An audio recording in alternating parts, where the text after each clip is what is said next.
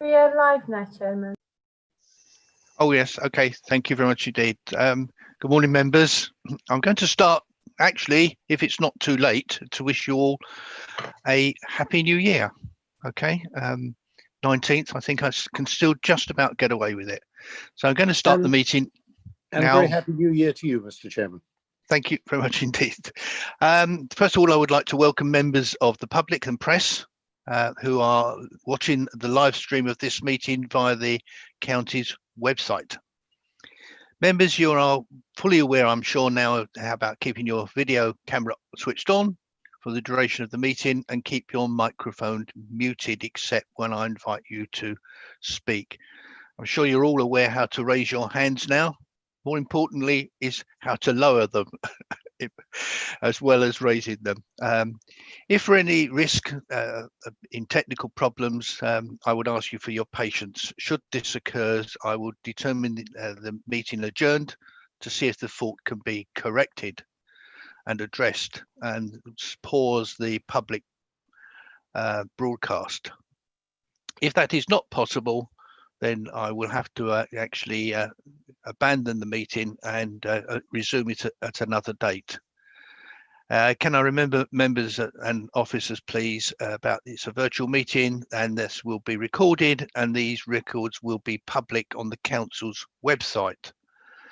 I think we're all pretty clear nowadays as to how these meetings progress. So I'm going to actually now start with what I used to call a roll call. So I'm going to start with Councillor Connor. I know he's due, so I'll come back to him later, okay, and ask again. So, Councillor Fuller. You're muted. Hit unmute and say present. Can you hear me now? Can indeed, thank you. Good morning, Ryan. Councillor Hartford. Present. Councillor Howell. Present. Councillor Kavanagh. Present. Councillor King. Present. Councillor Manning. Present. Councillor Taylor. Present. I'll go back to Councillor Connor. No, okay. I have put a call out for one of my colleagues to chase him, and just to confirm that Councillor Giles replaced Councillor Batchelor on the committee, and he's not in the meeting yet. Okay, well, thank you for that, Dawn. Please interrupt if Councillor Connor or Councillor Giles joins us so that it can be duly recorded. Thank you. I'd like to move on to the agenda now, members, and the first item really is to ask the Democratic Service Officer to report any apologies or absentees. We've had no apologies for absence, Chairman. Thank you very much indeed. Next really is for members to declare any issues that they have, either statutory or non-statutory interest on the agenda today. I was looking to see hands and I see no hands. So if there is in the meeting that you think there might be, please declare that interest at an appropriate time. Chairman, sorry, Councillor Connors joining the meeting. Lovely. Good morning. Thank you, Sorry Dawn. for being late. Sorry for being late, everyone. I apologise profusely. Thank you. No, accepted. Thank you, David, for joining us. And if Councillor Giles, I'm sure, Dawn, you'll do exactly the same for him. Thank you. I think we now need to go to the minutes of the meeting, which is item 1 on the agenda. Members, are there a correct record of what took place? I'm looking to see if anybody wishes to raise anything under the minutes. Councillor Howell? More quick question, really. I suppose it's to Dawn. With regards to page 4, you can see there that there was a question asked to the person from CamCycle because it was stated that the A14 was £75 million over, and we asked for clarification on that. Did we ever receive anything back from CamCycle, please? I don't believe we did. I don't know if any of the other officers are aware of that one. I can chase that up though if we haven't had anything Okay, can you take? It was something that we didn't know, and we just asked for where that was stated. Thank you very much. Thank you. Dawn, if you could follow that up with appropriate officers, please, and duly report it in the action for next meeting would be much appreciated. Therefore, I see no other hands. Therefore, I would like to ask members if that is approved as a correct record of what took place. If anybody disagrees with that, could they raise their hand now? Otherwise, I will take that as unanimous. So I see no hands, so I'll take that, Dawn, as unanimous approval of the minutes as stated. Can we move on then to the action log? Okay, and can I please ask any members, that's the officers, to report any changes to the action log and to update us? Then I'll go, and I've got 3 hands, so we'll take those as listed here. Councillor Manning. Thanks, Chair. There's on page, I think it's page 3, there's a big action required under the paragraph that starts, a member asked what processes are in the county budget to understand why projects go over budget. And I can't see that that's reflected in the action log. Sorry, Ian, I'm just trying to find it. Yeah, sorry. What number is it, please? Apologies. So it's page 3, and there are 3, well, half of 1 paragraph and three paragraphs, the last of which starts, a member asked what processes were in place. Okay. And the end of that says action required, which is the executive director offered to provide a briefing note on the management improvements and changes that were taking place. Okay. Agree this would be, and that's, I can't see that in the action log. Okay, I understand. I think Mr. Cox has sent out something, which I'm sure you've all received about action. Yeah, I may have missed that, Chair. I mean, I'm aware that he has sent up something out recently on the action following that request. Mr. Chair, shall I just clarify on that? Yes, I can confirm, Councillor Manning, that a note was sent out on the 11th of January, beginning of last week, and there is an action, I think, in the action log that reflects that under the Chisholm Trail item, a bit further down the document. I think he sent it out last week, Ian. Perhaps Steve, you could send it out to Councillor Manning. Maybe I missed it. Sorry, Chair. No, well, I think I'll do is I'll ask the director to send it to you and other members. So just as a reminder that you have actually received it. Okay. I know I've seen it. I know I've read it, and I know other members I think have seen it as well. So, Councillor King. Thank you, Mr. Chairman. I have a couple of questions on the action log. First one is something that I don't see listed here is something that we agreed on as a committee, that we would have reports about the progress of the Wisbech access study. As many of you will be aware, there's been a certain amount of drift on that project, and we did agree at a previous committee meeting that we would have a report coming back to this committee. So I wondered if Dawn could check perhaps on the back minutes and see when that was agreed, and we can then get a report back to the committee, please. Okay. Obviously, Dawn's listening and recording that. Does any officer want to pick that up at this stage, or shall we just come back to it when Dawn's done a little bit more research, please? I think Steve or Chairman, I mean, I can pick this up. I mean, certainly, I mean, subject to what Dawn does. I mean, we're very happy to bring a report back, as Councillor King suggests. So we'll look back at what was agreed and make sure that we supply members with the information needed. Okay, thank you. Thank you, Mr. Chairman, and thank you, Graham. A couple of other things. This is the LHIs, 146B, and it says concerns were raised regarding the perceived inequitable nature of LHI bid process. There's a comment that says completed, report going to the committee in December. I don't think that's actually accurate, because I think what has happened is we've set up a working group of which I am a member, and when the report comes back to the committee of the working group, that's when it will be completed. That's my understanding. Simon, that's my understanding, and I think it is on the forward agenda for March. Somebody correct me if my memory is slipping, but I understand the report from the Working Party, which you're a member of, is coming back in March or for conclusion as to what the members who've been on the Working Party are discussing and talking about equity and other issues. Am I correct on that, please? Chairman, if I may come in there. Yes. Yeah, no, that's absolutely correct. The December report was to set up the working group. 2 meetings have taken place, 2 further to take place, with the report on the outcome of the working group coming to March, and that is on the forward agenda.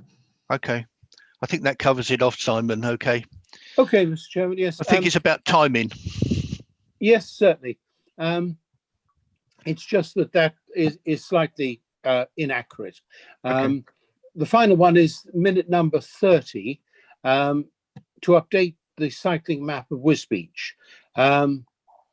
And alternative, yes, there's a suggestion here that some alternative means of funding it has been identified. I'm not aware of that at all. So I just wondered why that had been completed. Okay, I think that's an action for under Jeremy Smith and Graham Hughes. Graham, have you any update on that particular item 30? Chairman, yes, through you. So as Councillor King says, I mean, we have been looking at how we can bring this forward. When it was originally undertaken, it was, I think the original artwork and the materials were retained by the person who had undertaken that work. So as far as I understand, but I will check back and we can confirm with members, the team had been looking at speaking to the people who had undertaken that work and whether it could be redone. But other than that, I think probably, Chairman, I need to just get a bit more information from the team, and I can do that and make sure that members and Councillor King in particular are furnished with that information as soon as possible, and then we can identify how best this can be taken forward. So I apologise, that's not a more certain answer, but I know conversations have taken place, Chairman. Okay, thank you. Dawn, can you make that as an action, please? Thank you, Graham, and thank you, Mr. Chairman. So we do need to get rid of that completed. Yep, point taken up. I'm looking at it and I can see it's in red as well. Okay, Simon, can move on to Noel Kavanagh, please. Noel, good morning to you. Yeah, good morning, Ian. It's actually the second part of item number 30 on page 20 of the documents I've got. It's relating to the active travel projects. Yes. It's well, the note there says that the door is still open until the end of January for additional projects, small and medium, to be added. I presume that's still the case, but I've got specific questions really. It's like, you know, what's the process for including and appraising proposals? You know, how are schemes determined whether or not they'll go ahead? And you know, what are the timings, you know, of the consultations and decisions and the actual implementations? Okay. And the third part is where there's sort of more than one scheme in some areas, is there a kind of an assessment of the impact of the number of schemes in any one area? I think it'd be quite good to have answers to those questions, as we are having so many schemes going through, and then some of them that were put forward not having made it onto the go forward list. I do appreciate the teams are working really hard, but I and I think a number of other councillors are getting continual feedback from residents. So okay, I have answers to those. Thanks. Okay, I've understood, Noel. That I think you've got what I call more than one question in there. Okay, so I think it falls a little bit between Richard Lumley, as you might say, with Graham as well. So some of it, I'm just thinking, bearing in mind you've got 3 questions there, and some of it's about the criteria, some of it's about timing. Would it be appropriate, for instance, that I ask the officers to perhaps prepare a briefing note for the committee and other members about where we are today? Would that be an appropriate suggestion? If you're content, Noel, then maybe ask them to do a comprehensive briefing note on it, rather than perhaps try to answer it here and now. Yeah, I think that'd be really good. I know, okay. As I say, we councillors are getting continual requests for information, so okay, it'd be good to have a considered response from the team. Yeah, thanks. Okay. Yeah, I'm also being asked questions now, so as you might say, so I concur with people are asking about where is it and how long and some of the issues. Richard and Graham, and it will be an action. Is there anything you wish to say at this moment, or would you happy to, for instance, take my suggestion, which is to prepare a briefing note, which can be used by members of this committee, but also other members who are not on this committee, because there will be other members receiving those requests and for information and timing and criteria, etc. Yes, Chairman, very happy with that suggestion, and I'll ensure that the team pull that together quickly and we get that out to all members. So yeah, very happy with that, Chairman. Thank you. And so the one big question is, the door is still open for some final proposals, presumably. Chairman, through you, yes. I mean, as you noted, Councillor Kavanagh, in the last paper, it was indicated that if there were other schemes to come forward, obviously we'll need to look at those, and we would then discuss those with the chairman and vice chairman of the committee if necessary. But we can cover that in our briefing note as well, Councillor Kavanagh. And I'm aware that there are a couple of other schemes that have come forward that we will consider in the light of the funding we have and obviously the criteria that government set. Great, thanks a lot. Yeah. I think all I would add, actually, Noel, is I think it would be useful just to indicate, because I think we now know how much money is coming to us, okay, and all that needs to be part of the brief, okay. So we do know, and we have got the money has been allocated. So I think that comes back to more of a briefing note, which covers all the sort of issues, which includes the money side of it, as well as the criteria and timing and everything else. Okay. Fine. Great. Thanks. Okay. And then that can be shared, I think, with other people, other colleagues. Okay. I've got no other indication from people wishing to speak on that matter. So if we move on from the action plan, I think is next one, which is petitions and public questions. We have no petitions and public questions, so we can move on to the next item. Apologies if I move to the next item, which is the professional service framework contract. Before I invite officers to introduce that, I just need to say a few words. If you look at the proposals within the recommendations, particularly at 1, you'll notice that the committee did have a report on the 10th of November last year on that, and as that's within the 6 months period, unless the motion is produced so that we can discuss it today, you normally wouldn't be able to have a report coming forward. A motion has been provided to that effect, and is supported by, and I'll read the names out for completeness. They're supported by Councillor Connor, Fuller, Howell, Hartford, King, and myself. So therefore the matter can now be discussed. Can I also actually, before we move on, and ask officers, Alex Dean, to introduce the paper? As you'll notice, there are Appendix A and B, which are confidential parts of the paper. Could members indicate by raising their hand if they wish any in part A and B appendix to be discussed at this meeting?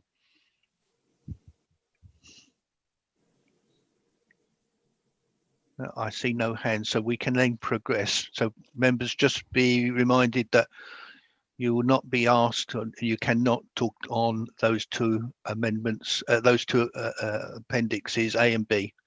So if we can just move on then to the report, and ask Alex Dean please to introduce the report as laid out on the paper.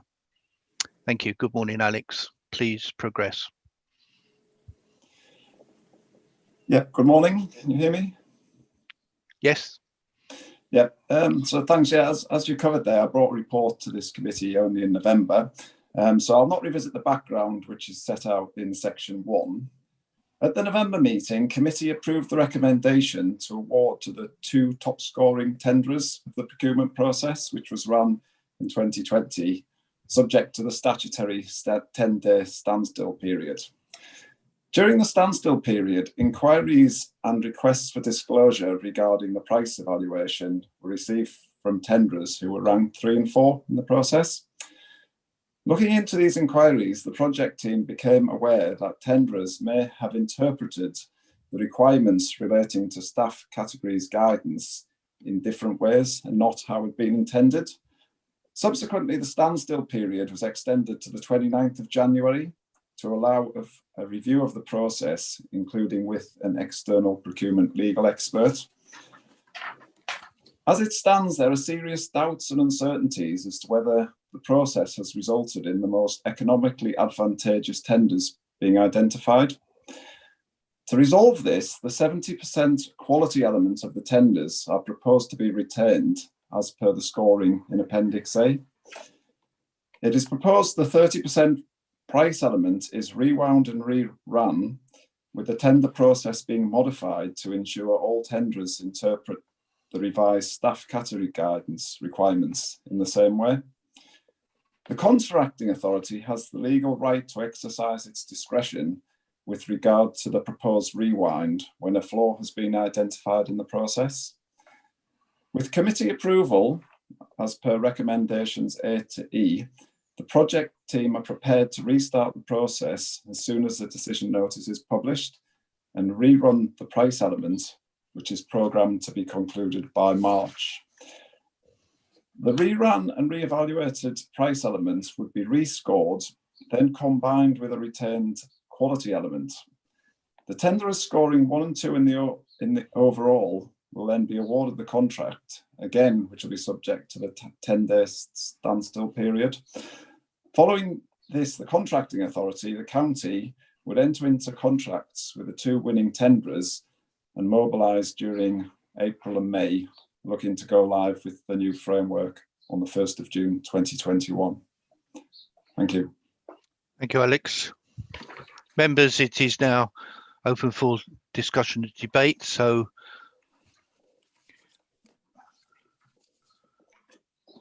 I'm looking to see any hands raised. Councillor Manning.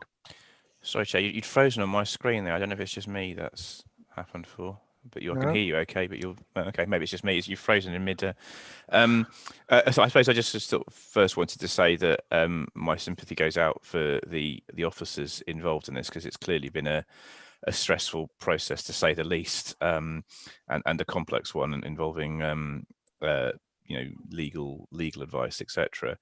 I just wanted to ask 2 specific points, not about the detail of the appendices, because obviously that would have to be in a confidential session, but just about the process, because I'm not 100% confident that we won't still have further legal challenges on this. So the 2 questions are whether as part of the process and the advice sought, whether the idea of adding an additional set of criteria was added in to the process, such as the net zero ambitions of the vendors, and whether the idea of actually junking the process entirely was considered. I'm not suggesting that should happen or not. I'm just asking if it was considered in the advice we sought. And Chair, I would want to propose some amendments to the recommendation, so I can either do that now or I can do it after the officers answer questions. Up to you, Chair. I think I prefer to have the officers to answer the questions in before we get in further into the discussion. Okay, because they are as important, I believe, questions. I think I've got Noel Kavanagh. Noel, is it on the same sort of line, or it might be useful, Noel, that if you ask your question, then officers can pick up the questions from both Ian Manning and yourself, Noel. So, Noel, ask your questions. It's on the same line, really. It's whether just having the rerun on the price side and keeping the quality as it is, whether that is possibly opening the whole process up for a further challenge. And I was just wondering whether it's been considered whether or not to do both parts of the process again. I can understand why just doing the price will make it quicker and so on, but I'm just wondering, looking at the way lawyers operate and so on, whether that might be one of the reasons why there might be more further challenges and more delays by, as I say, just concentrating on price and not quality again. Understood. I think Alex has indicated, we have sought legal advice on this matter, and obviously that has been taken into account. But Alex or Graham or Steve Cox, do you want to come back in on those three questions? I think Alex. Yeah, so in terms of for Councillor Manning, in terms of the additional or the net zero carbon, which I think was picked up at the October committee, that's already within the quality submission. So that's that's to be retained. The quality submission is fully independent of the price submission, the quality being 70% of the scoring. So we feel that has already been covered, and we don't actually want to touch that element of the process. Regarding abandonment, obviously we looked at all options that were available, and that's provided in the detailed confidential appendix. So I really think if you could just revisit that appendix, which you have, I know it's quite lengthy, but it is the various options were covered in there, and we feel the direction of travel that we're proposing is very much the right solution, the best option available. And I think that just really follows on to the comments regarding Councillor Kavanagh. Again, regarding sort of rerunning the whole process, that would be abandonment of the process, and rerunning the whole process is very lengthy, a lengthy process. So really, all the options we've looked at, and we feel this is very strongly this is the right decision, and we feel that we are, as the contracting authority, as I mentioned in my introduction, we're within our rights to do this, and this is the right approach to where we are now. Okay. I think I just want some clarification. I think you said it's 70% quality, and therefore that would not be relooked at. It's this element of the 30% price. Just to confirm, that is in fact what we're proposals. Yes, that's correct. Yes. Okay, Councillor King. Thank you, Mr. Chairman. Yes, it's disappointing that obviously something has gone a bit awry, because clearly our legal advisors feel that we might have left ourselves open to challenge. So my question is, thinking of the future, what have we learned from this process that we will apply in future cases? Okay, I think that's a very different question, Simon, which is what have we learned from this, and not to repeat another time. Yeah, Alex, you may want Steve Cox to come in at this point as well. Alex, first, please. Yeah, I mean, obviously there's some learning there, and obviously what we've picked up in this process that we're trying to rectify with this proposal going forward. We'd obviously look not to repeat in future processes that we run. With respect, Mr. Chairman, that does sound a little bit on the woolly side. I would have wanted something a bit more specific to reassure me that it's not going to happen again. Steve Cox, please. Yes, thank you, Chair.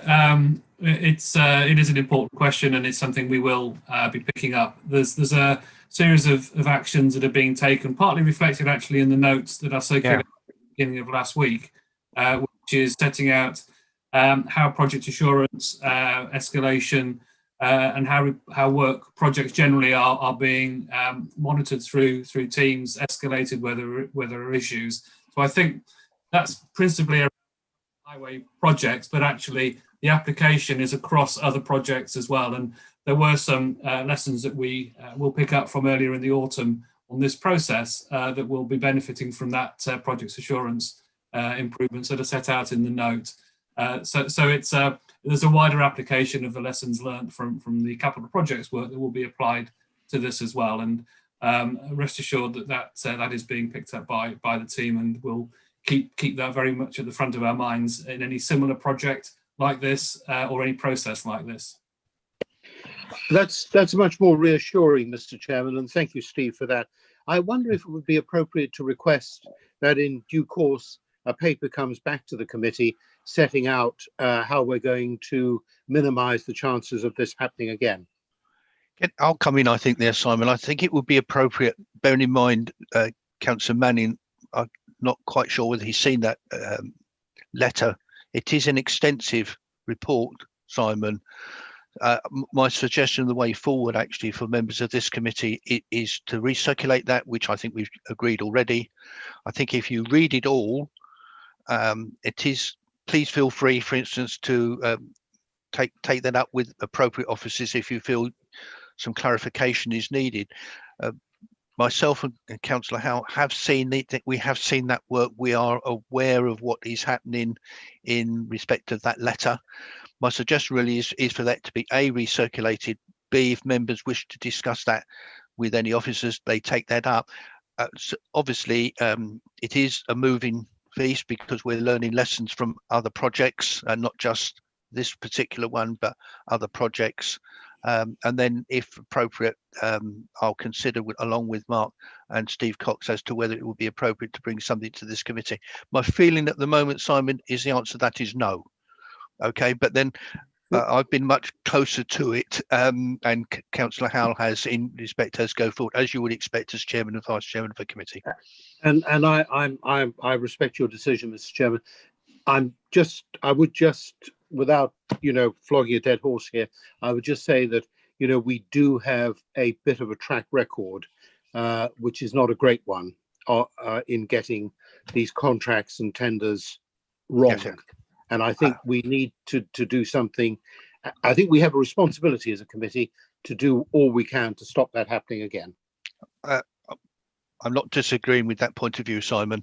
Okay, Mr. Cox, Steve Cox. Yeah, thank you, Chair. It was just to say, we'll certainly recirculate the note that went out last week. And if any members of the committee have got any questions arising from it, just please contact me and I'll talk you through what the work is that's going on, and hopefully answer any questions that you've got. Thanks again, Mr. Chairman. Steve. Okay. I think we've got no other questions, but I think Councillor Manning, you indicated that you wanted to make an amendment, so please proceed with your amendment. Thanks, Chair. I think just following on from Councillor King's point, I think we need to be mindful of the fact that obviously the public are watching this, and they're seeing a report that has a process that has obviously in some senses gone wrong.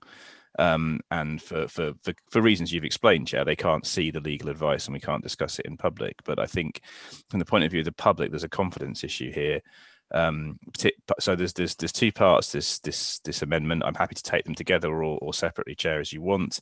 The first one is to add at the end of recommendation E, which is the one about delegating the decision to Steve, to say after allowing Chair, Vice and Opposition leads 24 hours to comment.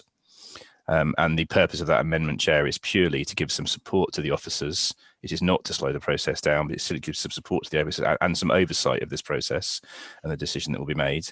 And the second recommendation is add a new recommendation F, which really does go on from Councillor King's comments, to say, in light of the issues experienced, investigate with LGSS getting specialist in-house legal support for contract negotiations.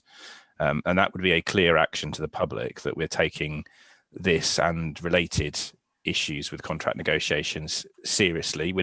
This is not committing us to getting that legal advice in house, but it is committing to investigating whether it would be appropriate to get extra support for officers in future. So happy to take those two together or independently, Chair. I think they come together, Ian, because they are, if you like, essentially one amendment, which is an addition plus an extra amendment. I therefore would ask, have you a seconder, please? I believe I've got Councillor Taylor. Councillor Taylor? You're on mute. Happy to second the motion, Chair. The amendment. Okay, yes, it is the amendment.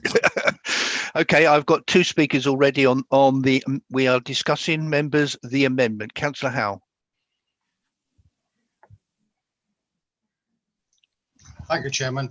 Chairman, with regards to the first part of the amendment, it really is covered on page 28 under paragraph 2.7. Why it's going to be left to the Executive Director of Place and Economy. It's not. We're starting to get a little bit tight to what could be PERDA. I mean, you know, we don't, all assuming the elections are taking place in May, and I think it would be better if the members keep out of that part of the contract, especially with regards to things such as the legal aspect of this, because, as you know, we have to be so careful at this particular point.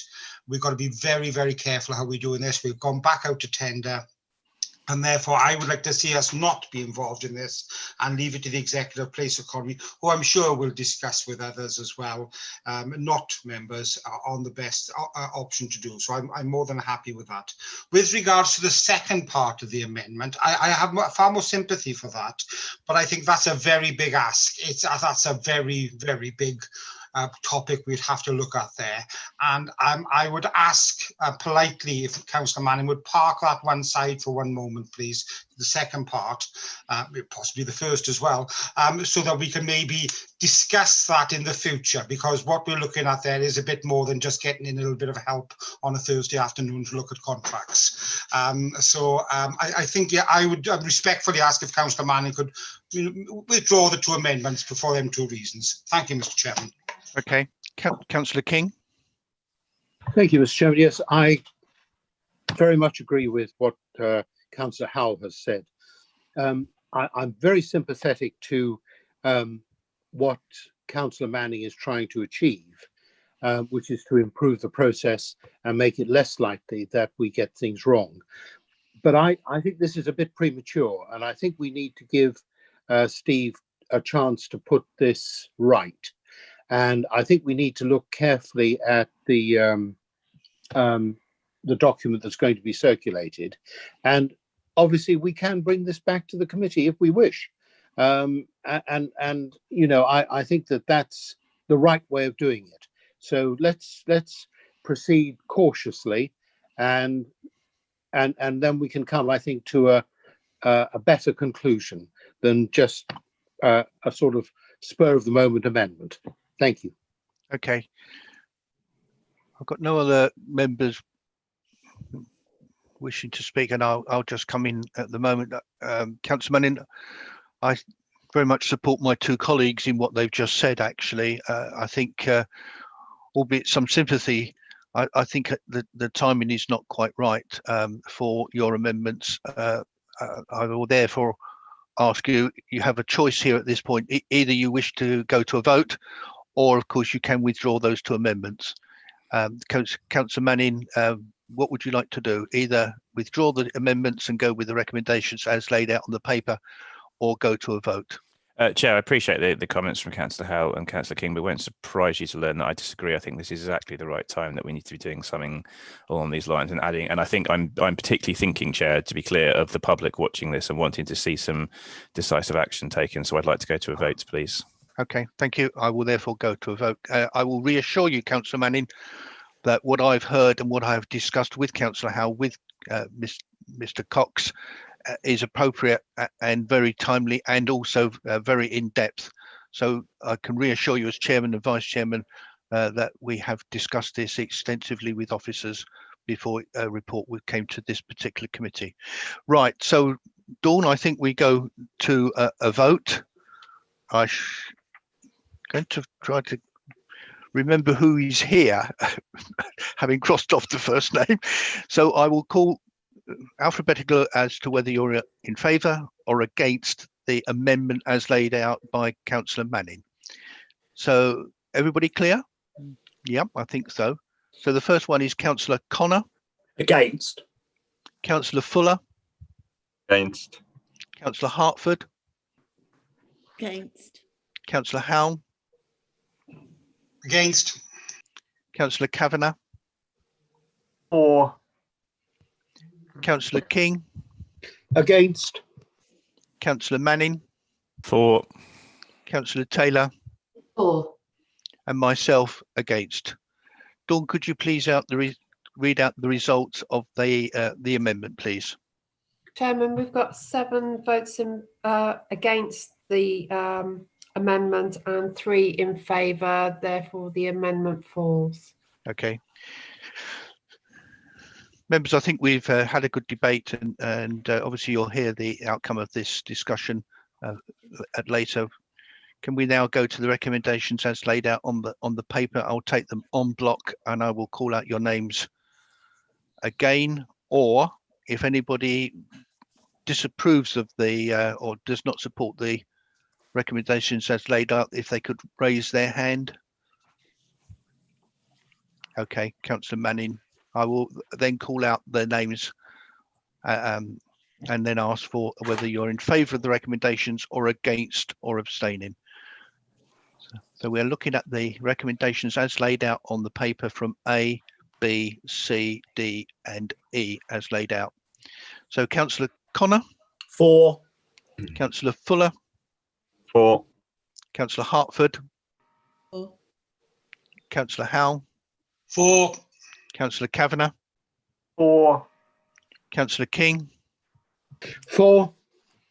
Councillor Manning. Abstain, Chair. Councillor Taylor. Abstain. And myself, Councillor Bates, for. Dawn, could you please convey the outcome of that vote, please? We have 8 in favour of the substantive recommendations, 2 abstentions, so it goes with the majority. Thank you very much indeed. Thank you, members. I think we would like to move on to the next item, please, which I think is community sums. Okay. And I'll ask the officers to have nobody wishing to speak on this item, for instance. So if we can go to the officer to introduce the report, please. Good morning. Yeah, this is a report on the commuted sum proposal. Just to give you the background on it. Could you just, sorry for members, could you just introduce yourself? Apologies, I didn't. My apologies. Yeah, Justin Stiles, work for the Major Infrastructure Development, or MID. Sorry. It's okay. That's apologies for not calling you by name. Okay, right. I'm trying to do several things at once. So welcome to That's the meeting. Right. Please take your time and please introduce the paper as laid out. Thank you. Yeah, just to give you some background, obviously a commuted sum is a sum of money that we will collect off of developers via sort of 278 section 38 agreements. And that money is then supposed to go towards the maintenance of that asset that has just been put onto our network. That currently CCC collect non-standard items in terms for their commuted sums. So that's items of use specialist materials or exceptional items. We don't necessarily go and collect on our standard stuff that we would use ourselves.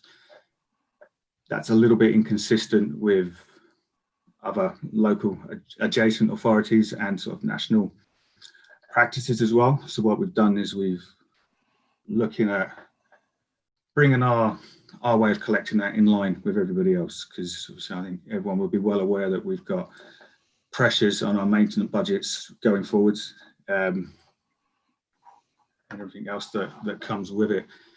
So what we'd like to do is look at the way that that's calculated. We've engaged some consultants on it. They've come up with a way that brings it more in line with some of the national guidance on it. So there's a document for commuted sums for maintaining infrastructure assets. I think it's now lovingly referred to as a debt. That's sort of how they should be collated, how they should be applied, how they should be calculated. So we've done a piece of work that puts a proposal together that would bring us in line with that document. It would mean that we are looking to seek commuted sums for values that are on standard items. So, for example, if a carriageway or a new junction is put on, or a carriageway is widened, as it currently stands, if we widen the carriageway, then we take on that maintenance burden. But under this new way of calculating it, if that carriageway was widened, we would be looking to seek a commuted sum that would then be held in reserve, which is then calculated over a period of 40 to 60 years, depending on the agreement, and takes interest into account. So at that point, you can draw down that money as and when you require it for undertaking maintenance purposes. So in order to do that, obviously there's an element of consultation that we need to do with local developers and other third parties. And what we're seeking today is an agreement that we can go and draw that consultation document up. We can bring that back if need be, but equally we're kind of asking for a delegated authority with the executive director and chair and vice chair of the committee, so that we can go away, we'll prepare that document, we'll bring it back, so that everybody's comfortable with the methodology that we're proposing and in the way that we want to go about having those conversations with people. Okay, thank you. I suspect there'll be quite a lot of interest when it goes out for consultation, as you might say. So I think you'll find that members will have some quite interesting thoughts coming up. So I've got hands already raised. I've got 4 hands at the moment. I'll take a couple and obviously then come back to yourself or colleagues. So Councillor Manning to start with. Thanks, Chair.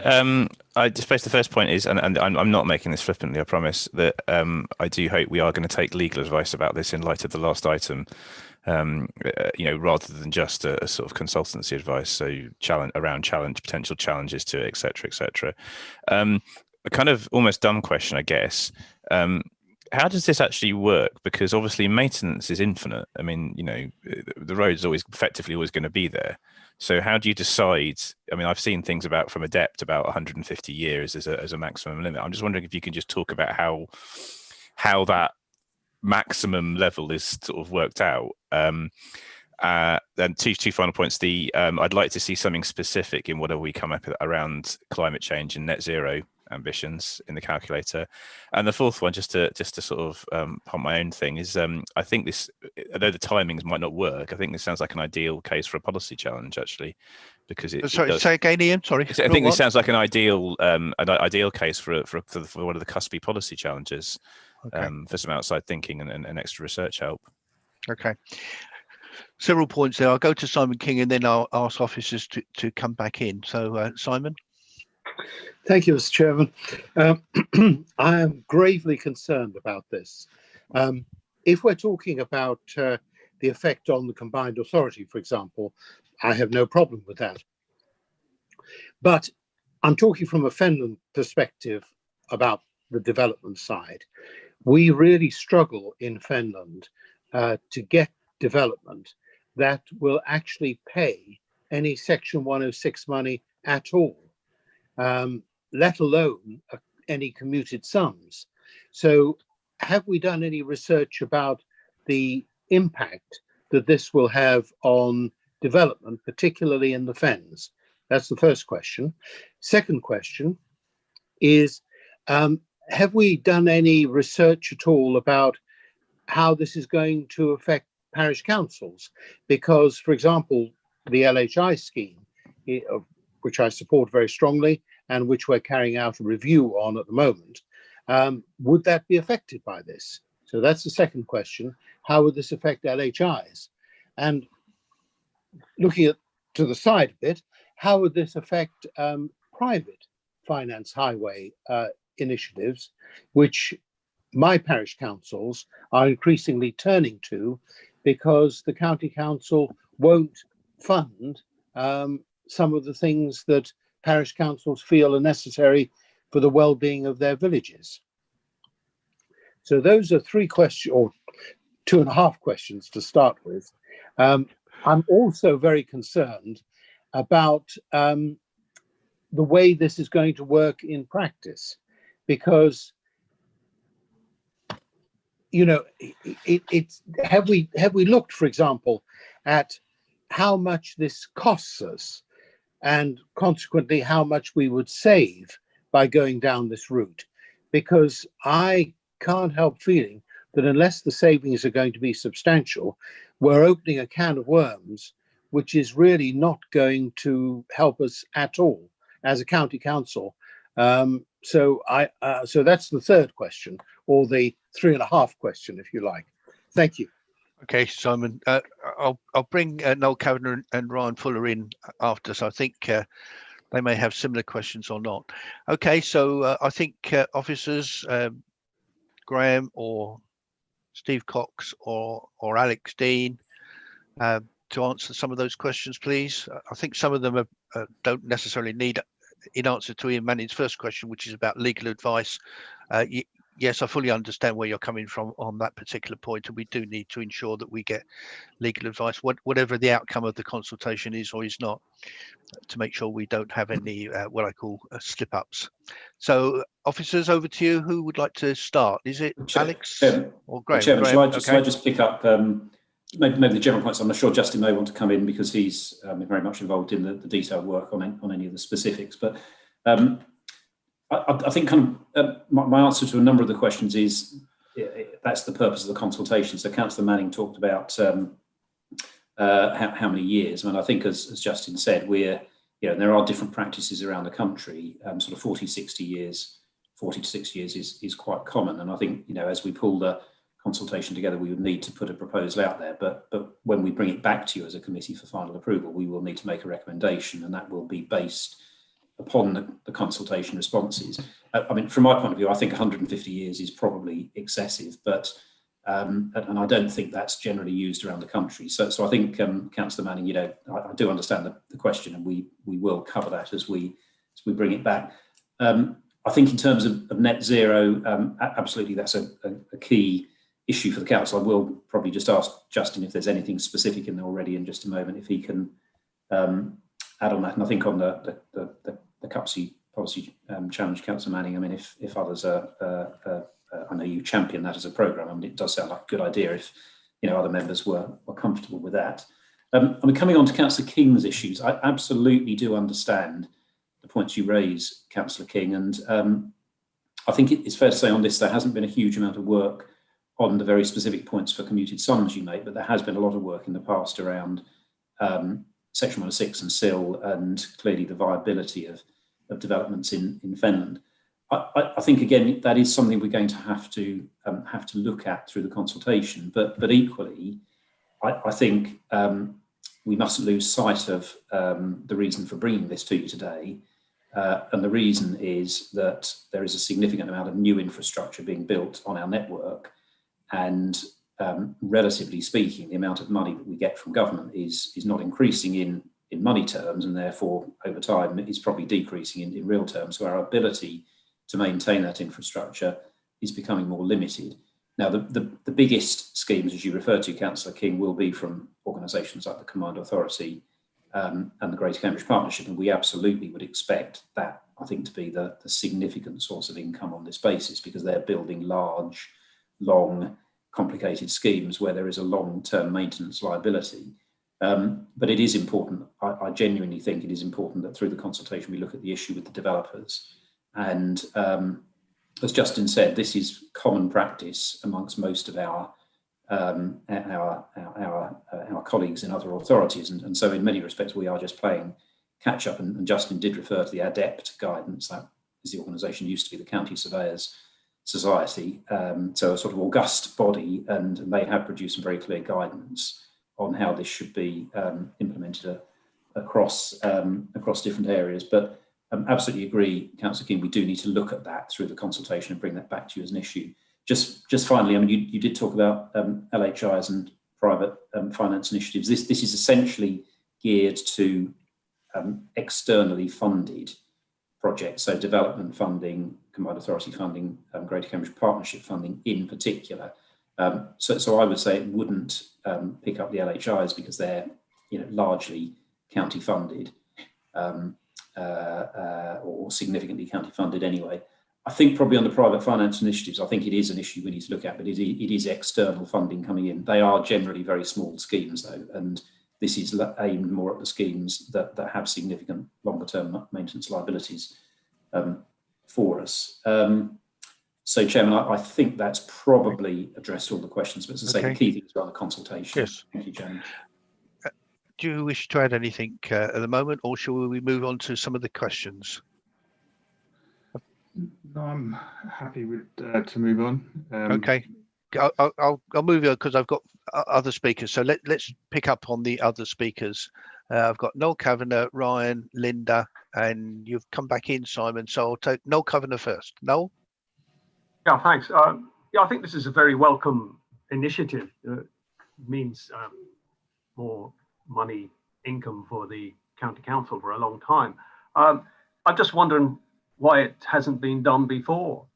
If, as been stated, other authorities have been doing it, and that we can actually draw from their good practices, hopefully, when our way forward is being decided.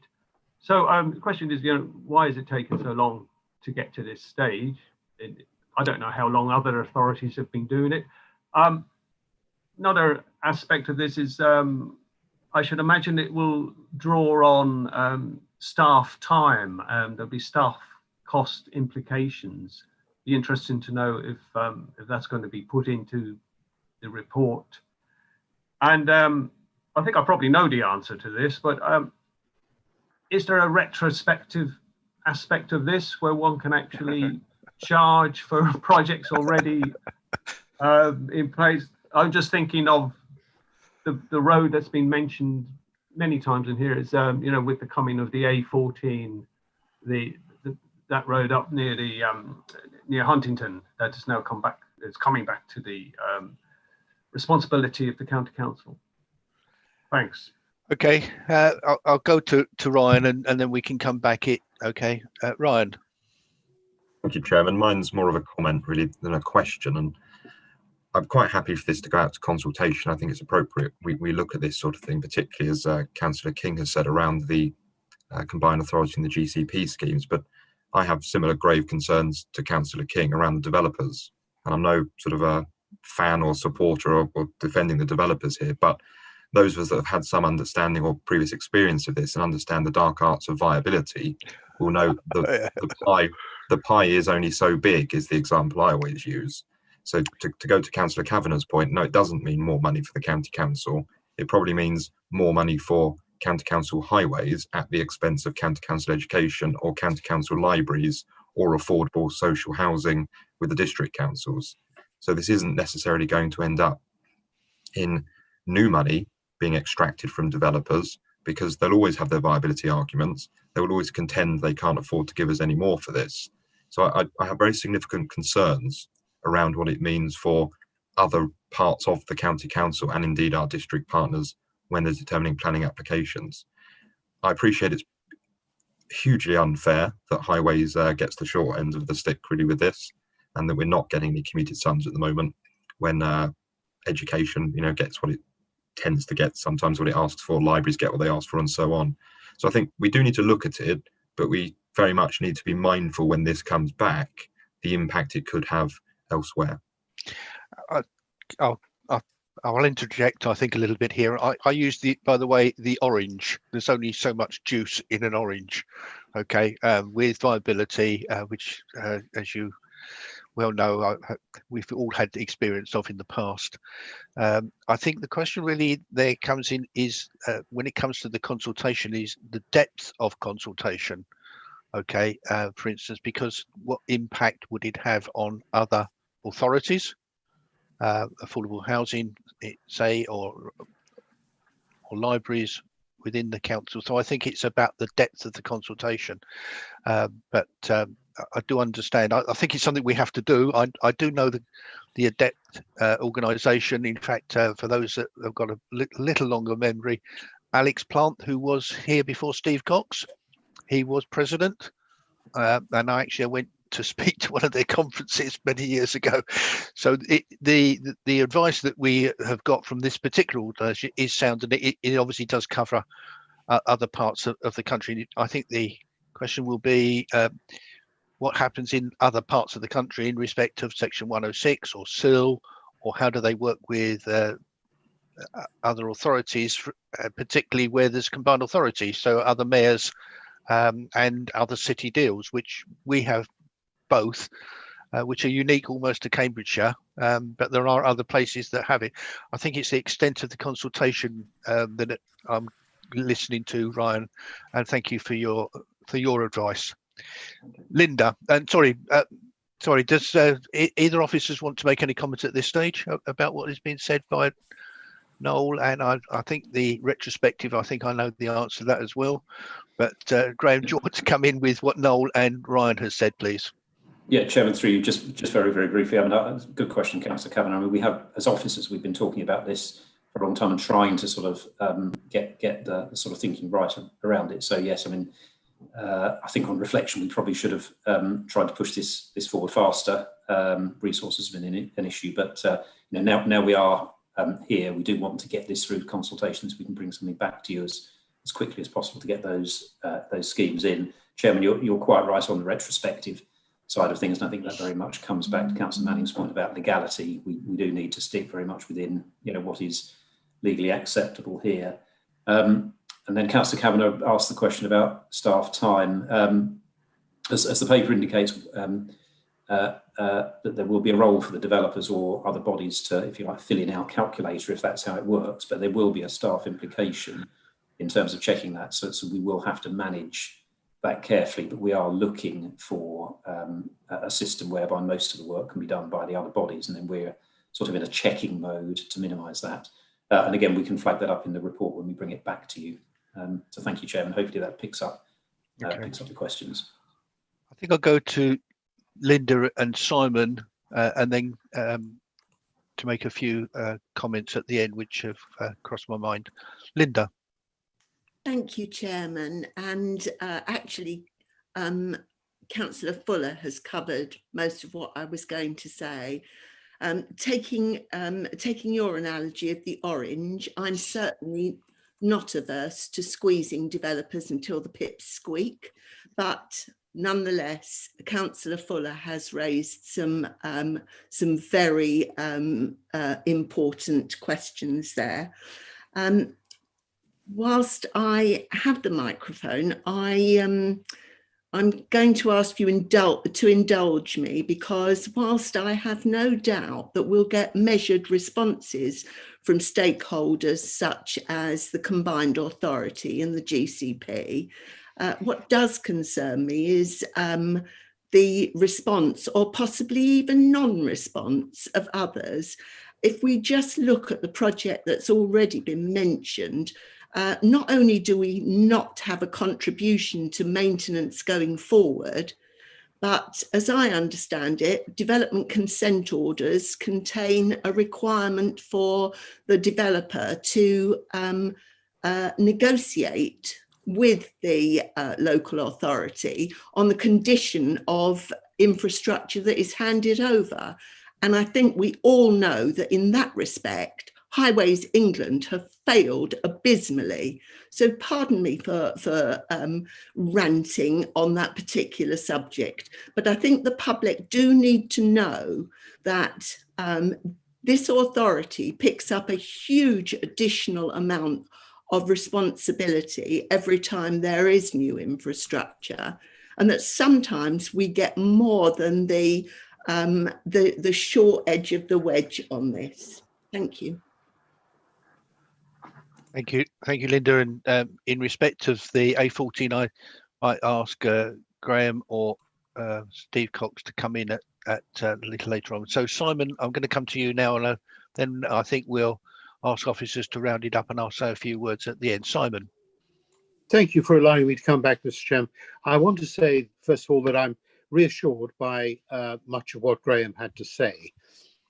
I very much share Councillor Fuller's concerns, though, and just to carry out that school analogy, you know, we do ask for a contribution towards education, but we don't, as far as I know, have asked for a contribution towards the maintenance of those buildings. So once the building is built, it becomes our responsibility. So I do think there's a bit of a mismatch there between the or there will be a mismatch between the education contribution and the highways one, depending upon how this is structured. And I also very much agree with you, Mr. Chairman, about the consultation. And this brings me to my proposal, which is that we modify the recommendation B to bring the consultation document back to this committee before it goes out. And I think that way we will at least be in a position to make sure that it says what we want it to say. Okay, I've understood that, Simon. A couple of points from me. I think, for instance, when you talk about education, a reminder for all of us, of course, all of the secondary schools, of course, are academies. And that is one of the big changes which has happened to this authority. It will be quite interesting, I suspect, for Steve Cox to have some internal conversations with education on this particular issue, as you might say, and the libraries as well. So I think there is an internal conversation as well as an external consultation. Listening to the discussion to take place, it does actually indicate to me that we need a wider member. I was thinking of a members seminar, perhaps when we get back to some normality, because it does involve a lot wider area. Can the what I call the contributions be proportionate to different parts of the county? I understand Fenland, I understand City, I understand Hunts, as you might say. So could there be some discussion in respect to the consultation about what happens in this part of the county, which might not happen somewhere else in respect of community and committed sums? So that there are, I think, lots of questions to be asked. I think in respect to your suggestion, Simon, I'm quite happy, for instance, to ask as a part of the action is that when we get to the consultation, what questions we're asking and who we're asking them of. I'm quite happy for members of this committee to see sight of all that before it is dispatched outside the front door. Okay, so I'm quite happy for that. I don't see that, I mean, something will come back to the committee in fullness of time, but I think what you're asking is to see an early sight of what we're consulting on and etc. So I'm quite happy for that to come back to members before it goes out. I think that's more of an action than a change to the recommendations, if I'm looking at it properly. Okay, so I think that's all I want to add at the moment. Graham or Steve Cox or other people, I think, may wish to make some comments about some of the issues raised. Who wants to start? Graham? Yes, Chairman, thank you. And through, I mean, I think that's, I mean, certainly in terms of your suggestion, if that's the will of members, that's absolutely fine. And we can find a way of making sure that members have sight of and can at least comment on that. And then I would suggest the delegation here covers between yourself and the executive director any final agreement to what goes out based upon members' comments. So that may be a sort of swifter way than actually bring it back into the committee process if members were comfortable with that, Chairman. I'd like all members of the committee to see sort of some early sight of what goes out, please, and then I think Mark and I can have a look at it. So I think members first of this committee, chairman and vice chairman second. Okay, that's the way I would like the process to work, please. Other comments, for instance, about Highways England or the way forward? I understand about the local highways initiatives, Simon, because predominantly county pick up 90% of that, with 10% coming. So I think we're already, I suspect we've already got the answer to that question. It's us in the first place, and therefore we recharge ourselves. So I think the local highways initiative is a pretty easy fix in my view. I think the question is combined authority and GCP, and I think the developers is another subject completely as well. Anybody else, officers wishing to say anything at this moment? No, I'm just more than happy to go away and bring it all back again. That's not a problem. I share everything with the committee. Not an issue at all. I want to make sure that everybody's comfortable with what we're going to consult on before it happens. So that's not a problem in the slightest. I think we need just to make sure legal and make sure. I think the research that would be done in respect of the consultations coming back and the communications, and that would involve people in comms like Sarah Silk, who've got more experience than I have. I've got two more speakers. Ian Manning, Simon, you're chancing your luck with a third arm. Apologies, I was actually going to support Councillor King's suggestion, but I think you've covered that, and I'm happy with that as an action. Yeah, I prefer you all to see it first, and then I can see what you've said. I'm not sure we disagree with you all, possibly or not, but I prefer the other way round. Simon? Yes, thank you, Mr. Chairman. And just to reassure you, I'm not raising something else. Just wanted to thank you for your suggestion. I think that's a good way forward. And can I also just reiterate one of my previous requests, that we do include some figures in this, you know, how much we're going to save or our projected savings. That would be really useful. Thanks. Okay. Thank you, members. I think we've had a very good debate, and I think I've certainly found it very useful, and I'm sure officers have as well. I'm going to go to the recommendations and straight to the recommendations which are laid out, and ask for anybody that does not support those recommendations as laid out on the paper. I'm looking to see any raised hands. I see none. I therefore take that as unanimous, Dawn. Okay. All members are in favour of the recommendations as laid out on the paper. Okay. Thank you very much indeed. Can we move on to the next item, please? Oh, hello. Good morning. Good morning, Claire. Yes, you are. Go on. Please go on. I can. You start off because I can then find the paper. Yeah, the next item is local cycling and walking infrastructure plan. Okay, there we are, Claire. Off you go. Yes, so I'm Claire Rankin, Senior Project Officer in the cycling team. The Cambridgeshire Local Cycling and Walking Infrastructure Plan, or LCWIP in its shortened form, forms part of the government's aim to make walking and cycling the natural choice for all short journeys or as part of a longer journey. And the Department for Transport recommended that all local authorities should develop LCWIPs and have advised that those authorities with plans will be well placed to bid for future funding. We decided to make the Cambridgeshire LCWIP county-wide.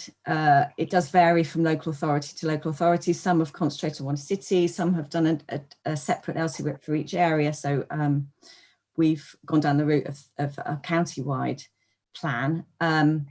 Although rather than having top scoring routes for the county, we decided to look at each district separately. So each district will have its top scoring routes.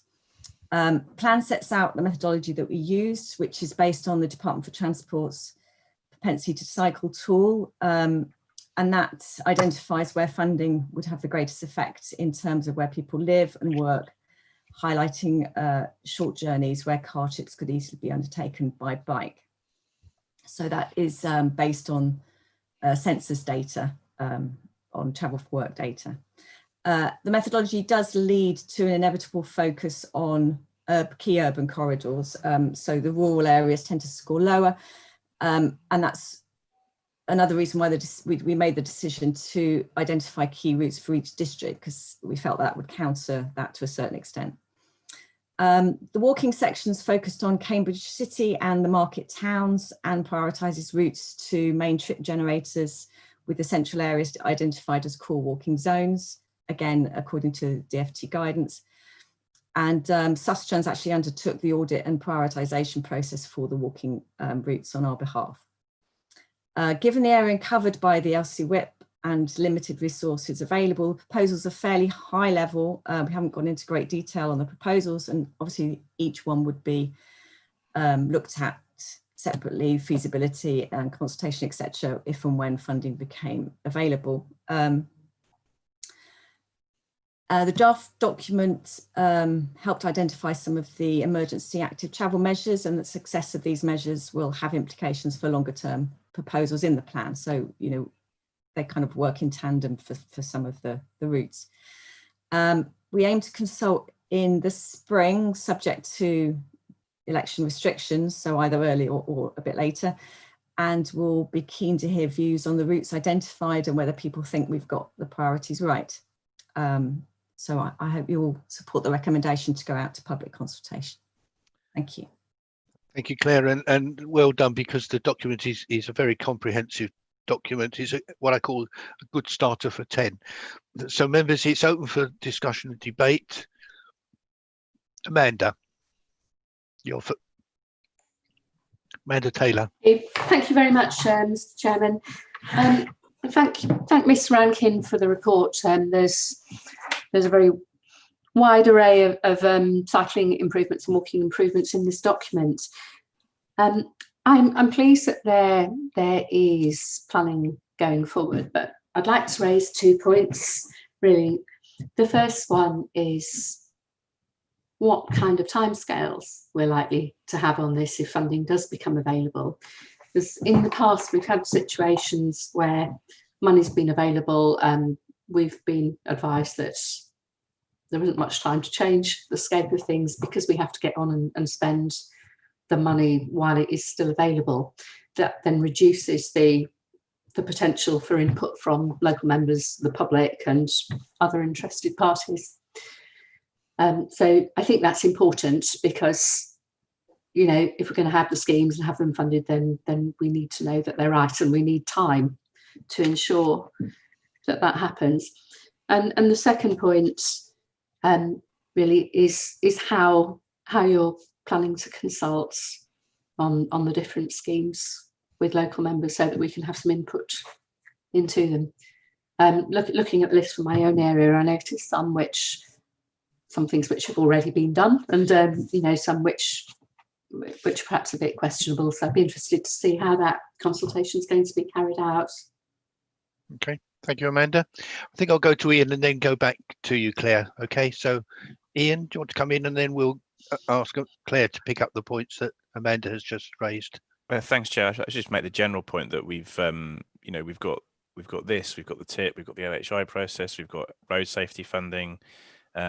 We've got various Section 106 schemes. I mean, I do worry that this is yet another wish list of schemes that may or may not get funding. That doesn't mean we shouldn't do it, but I think that, and I understand that the officers, you know, the officers know that we've got to. I understand the officers obviously know that we have to have this document, because if we don't have it, the DFT might turn around and say, well, you can't have some funding because you haven't got this document. But I think we need to recognise the problem this possibly creates, that sort of approach from government creates for us as an authority.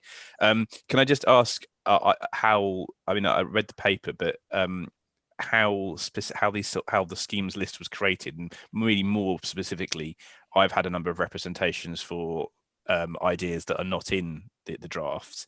As part of the consultation, can we feed in new ideas, and what's the process for doing that, please? Okay, Simon. Then I think I'll go back to Claire. So Simon King. Thank you, Mr. Chairman.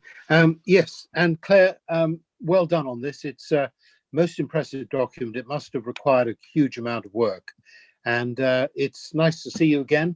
And it was very useful to have that discussion with you and Graham before Christmas. Just a couple of comments. The first one is that I think it's a shame that the front picture on Appendix 1 is of Cambridge.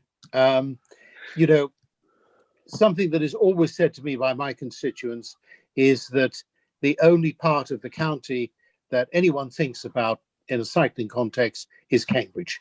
So I would suggest, respectfully, Claire, that we maybe try and use a separate picture which doesn't include Cambridge, however important Cambridge is. The second thing is that on Appendix 3, it's quite difficult to tell where these schemes are, because all of the Fenland schemes are lumped together. And it would be quite useful to have a little bit more detail of where the schemes are. And that's even more so in appendix, I think it's 5. I'm just bringing it up. Appendix 5. No, sorry, tell a lie. It's appendix 4, I think.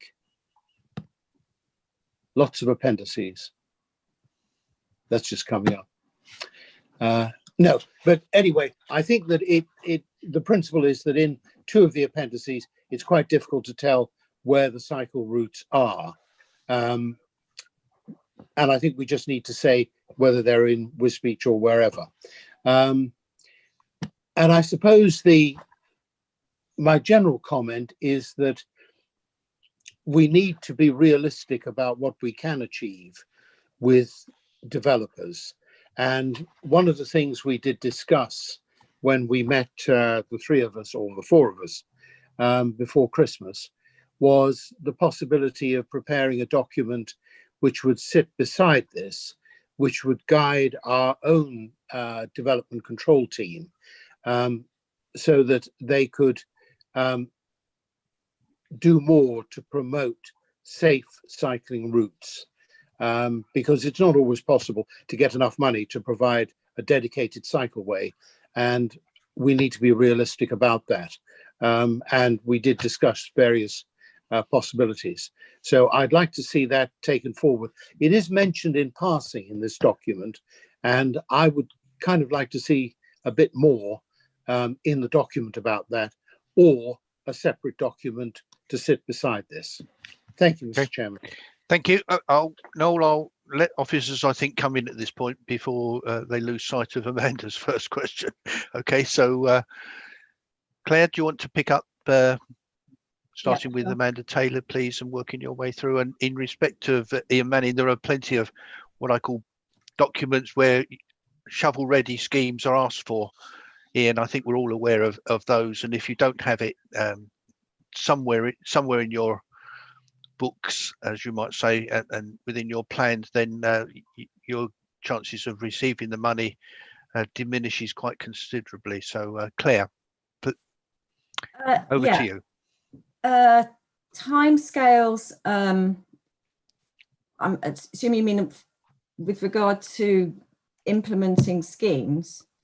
I mean, Councillor Manning is correct in the sense that it is partly a wish list, but a wish list that the government has asked us to produce, and that will inform whether we get future funding. I mean, we've already, as part of, for example, the active travel schemes, we were asked, do you have an LC whip? You know, are they in there? Is there an association with what you're proposing? So it's going to be a document. I get the feeling a document that ongoing is going to be quite important in that sense, just to show that you have it and that you have got some methodology behind the routes that you're proposing and that you're looking for funding for. So it varies for the schemes. I've tried to take out the schemes that we know there's funding for, and only include those that there isn't. Some of them overlap with the tip schemes. Obviously, I looked at the tip list, so some of them are the same, but I don't think that's an issue. That kind of, I suppose, strengthens the argument behind them. But there is no funding associated with them. So with regards to consultation on each one and further feasibility on each one, that will depend on the funding that becomes available. With regard to, oh yes, the question about feeding in new ideas, yes, that's very much part of the consultation, is asking, have we got the routes right? Have we got the prioritisation right? With the caveat that we can't include everything. We have to, that's the thing. There is so much that people want, but there has to be some methodology behind which routes we're choosing.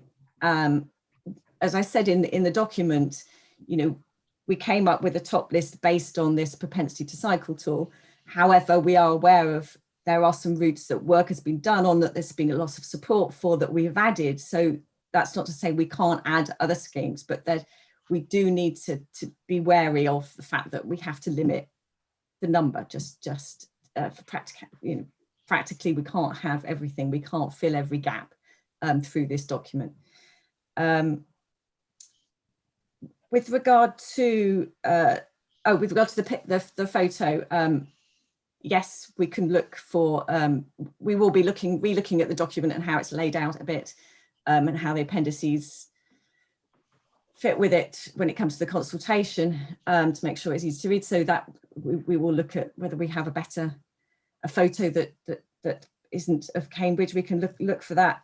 Sometimes it's difficult to find. I suppose Cambridge is easy because we know we can get lots of cyclists very easily with pedestrians. So obviously it'd be nice to have people walking and people cycling in the picture. So but that's something that I'm sure we have other photos that we can use, and we will have a look. And with regard to the planning sort of development control, I think there's ongoing discussions. It may be that in the final document we put something further in. I think that's something we'll see perhaps what comes out of the public consultation as well, and the further discussions on a potential other document. Okay, thank you, Claire. I think what you're getting is some early feedback, which will the document actually might need just a little bit of work done here or there, as you might say. Maps are quite important because sometimes you have to get down to a much more detailed map to fully understand exactly precisely where. So I think there is an issue for map. And I'm going to move on to Noel. Sorry, Claire. I forgot. Yeah, just to add. So appendices. I think it's 5 on your report, but 4 in the. I was a bit confusing because for the appendices. I think appendices 4 in the main document, but 5 in the committee papers. I did try to put in the top 10 routes for each district and number them so that the numbers are associated with the matrix, the spreadsheets, so that you can refer from the scheme that's mentioned, and then Appendix 5 has those mapped out for each route. The same, we haven't done the same for the walking routes, partly because of the number of them, but that is something that we could look at. Okay, understood, because you do need to prioritize actually in each district. Okay, Noel Kavanagh, I'm going to come to Noel now, and then I think we'll go to the recommendation, please, members. Noel. Yeah, Claire, thanks very much. Very good report. I think when the consultation starts, I should imagine it will arouse great interest across the county. What I found very refreshing on this is the amount of projects that are planned, inspired by people in the market towns. As was mentioned by Councillor King, it is unfortunate that this early stage report has a picture of Cambridge on the front. I think maybe the next one could have a montage of the other places, St. Ives, Ely, and so on, because it's very well timed, this report, even though I should imagine it's been gestating quite a while, because of the COVID-19 special measures and the emphasis on active travel. So many more people in the county have taken to getting on their bicycles, or buying bikes for the first time, and walking. And as I say, not just in Cambridge, but in market towns and so on. So I think the consultation will probably inspire more feedback for projects you haven't thought of. But going back to when I first took on the role of cycle champion for Cambridgeshire, which for me was a marvellous role, because it got me out of Cambridge a lot more. And one of the things that I noticed, and I know it's a bit of a cliched phrase, but was the kind of suppressed appetite around the county from people who wanted infrastructure for cycling so that they can be segregated from traffic and so on. And over the years, we obviously have seen really good networks being developed, more and more people taking to active travel outside Cambridge. I mean, Cambridge has also grown, which is good. and we've also got the Greenways Initiative and so on from the GCP. So I would say this consultation will actually inspire more people to get involved in active travel, and I welcome it. And the one thing, just looking parochially at Cambridge, is the projects that are listed there, I notice are all non-city centre projects generally. So I presume it's the making space for people project is going to sort of put the emphasis on what I think many people hope is transforming Cambridge into more of a pedestrianised city. So yes, well done. A great report, and it'd be interesting to see what comes back from the consultation. Okay, thank you, members. I get the feeling that there is wide support for this. I have only one comment, I think, Claire, is when it does go out for consultation, I think one of the risks is about raising expectations. Yeah. Okay, forget where the scheme is, but I think it needs to be clear. I think, as people have mentioned, a wish list. So I think there's a little risk there that you need to be aware of in respect of, oh, lovely, there's a cycleway in my area, my division, my village, my market town. So I think expectations need to be managed as well, Claire, as we go forward. Members, we've got a recommendation which is actually for this to go out for public consultation. I'm sure there's going to be lots of interest in that, and I'm looking for to see if anybody disagrees with the recommendations as laid out on the paper. I see no raised hands at this moment. I therefore, let me just move the cursor up and down. No raised hands. Dawn, that looks to me like that is a unanimous decision, and I think that can be duly reported. That is a unanimous decision for this item to go out for consultation. So well done, Claire. Thank you. And we'll move on, members, to the next item, which Mr. Chairman, before we move on, could we just formally record our thanks to Claire for all of the work that was involved in preparing that last paper? I think it's out. No trouble. We'll make sure that is done, Simon. Okay, Thank you. If we move on to the next item, which I think is going to be introduced by Sonia Hanson. Sonia?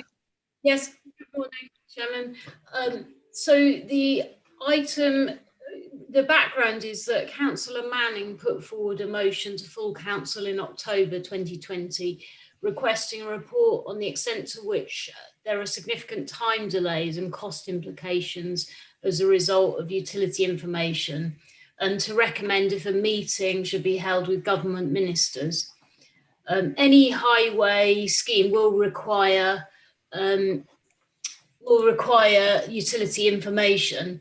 This is requested by the project manager, but it's not always 100% accurate. So surveys are also carried out. Once the information is known, then the scheme designer can proceed or alter plans accordingly. But sometimes, even with all of this work and the plans and the surveys, unexpected apparatus may be discovered once work's commenced, and that can lead to delays and increased costs. It is a national issue, and there is work underway nationally to try to make improvements. Some local examples are given in the paper, and some good practice and learning points have been set out, which we are now working to. It is not considered that a specific meeting with government ministers at this time is required on this matter, but we recommend that we continue to progress improvements locally and to raise the issue nationally through the established channels. Thank you. Thank you, Sonia. Members, it's open for discussion, debate. So I'm looking to see any raised hands. Councillor Manning. Chair, probably won't surprise you that I wanted to come in on this, as obviously it follows on from my motion, and before that, Councillor Bailey's motion. Sorry, do you to say? No, I was looking at Councillor. I'm surprised Councillor Bailey didn't want to talk to it. Is what I was surprised about here. But please progress. Apologies for interrupting. Councillor Bailey's not in this meeting, is she? Oh, yeah. Look, I have to say I'm a little bit disappointed in what we've come up with here, and I use the term "we" advisedly. It does feel a little bit like we've identified a problem. We've listed a load of issues we've investigated, and then essentially we've said, let's just continue as normal, which I don't think is the sort of response the public would have been looking for in response to the issues that have been raised around the specific projects that are listed in the reports and that have come up at previous council meetings, or just the general overall issue. So I do want to once again try and get some concrete actions in, so the council are seen to actually be taking a public stance. So I'm going to propose 2 amendments, Chair. The first is that noting 2.2 in the report, which talks about the national work on this national underground asset register. I'd like us to amend the recommendation to add in, write to the relevant DFT minister asking for a timescale for the development of the mentioned national underground asset register. I think that's a fairly modest ask for us as a council, given we've had these issues. And the second amendment, if you note 2.9 in the report, it talks about the initial claim of about 100,000 for the sort of the works that was then negotiated down to 0 cost. Well, that isn't 0 cost to this council, because that took officer time to negotiate down and work with BT and the contractor, which, you know, is a cost to this council because it is work that officers are doing that presumably that means they can't do other work. So I would like to add an additional recommendation in to say that in future negotiations over utility works, officers should keep a log of the time spent in these negotiations in order to measure the cost to the council, because that allows us to continue to pressure national government to take account of the actual time and effort and cost of our officers and our council if they don't fix this issue promptly. So there are two proposals for amendments there, Chair. I'm happy to take them both at the same time or individually, as you see fit. Okay, I've got Amanda Taylor. So Amanda, is that to second the amendments? Or I'd like to second, and I'd also like to make some remarks. Okay, please make your remarks, and we'll come back to the amendment a little later to give other members the opportunity to ask some questions, Amanda. So questions, I think, first, please. Right, thank you. And Councillor Manning has said that he's a little bit disappointed about the response to the motion which he put last year. I'd say I'm deeply disappointed, in fact, quite despairing. We have been struggling with this issue of works being delayed, running over budgets, considerable disruption for years. It happens time and time again. Sometimes apparatus is discovered which isn't identified at the beginning of the project. In my division, it's every time we've had the Hills Road cycle lanes, the Queen Edith Way, Fendon Road roundabout.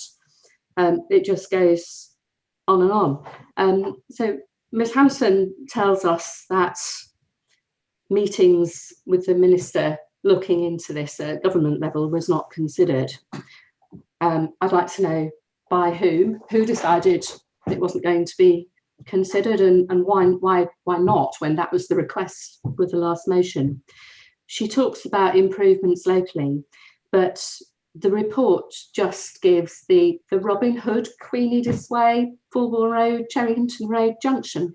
Amanda, can I just stop you a minute? Could you just refer to which bit of the report you're talking about? I'm trying to find it at the moment. You know, it reference, if you could just say it's at 2 point or 3 point or wherever. Apologies, I think you're at 2.4? 2.8, 2.9. Okay, thank you. Okay, yeah, I'm trying to follow you. It's difficult to look at the screen and also look at the paper at the same time now. I don't have any printed papers. The report talks about the Robin Hood scheme as lessons having been learned as improvements, as if that means that everything is all right and we can forget about the problems that we've had in the past. But the Robin Hood junction improvements only started yesterday, so I really don't see how we can judge that we've improved that early. So to summarise, I do not think this is adequate response. I second the amendment to proceed as recommended by Councillor Manning. Okay. And I'd like to know what these local improvements are that the paper refers to, and why talking to the Minister was not considered when that was the recommendation agreed at the last meeting. Okay. I think I'll bring Sonia in respect to your specific points, Amanda, before we get into amendments. Okay. So Sonia. On the specific point about who decided, I think that might be one Graham would like to answer, if possible. Yeah, the chairman through. I think the answer is more sort of rounded in the sense that that the motion was passed, as members know. Officers have looked at it, and this is our honest appraisal. So I don't think actually we've consciously made that decision. It's just that we've actually looked at what value would be gained from actually proceeding on that basis, and what value can be gained by continuing to do the things we do locally, and are sort of, I think, have been fairly successful on. So I don't think there was a specific decision. I think we've just reported to you as members what we honestly think is the position in relation to the question that was asked. Okay. I've got no other members wishing to speak on the report, so I think it would be sensible if we go to the amendment, Ian. Okay, so members, we're discussing the amendment that Ian Manning has proposed and has duly been seconded by Councillor Taylor. So Ian, would you like to perhaps just talk to the amendment? I think you have to a large extent already. Do you want me to just read it out again, Chair? Would that be helpful? That would be useful before I bring in other people.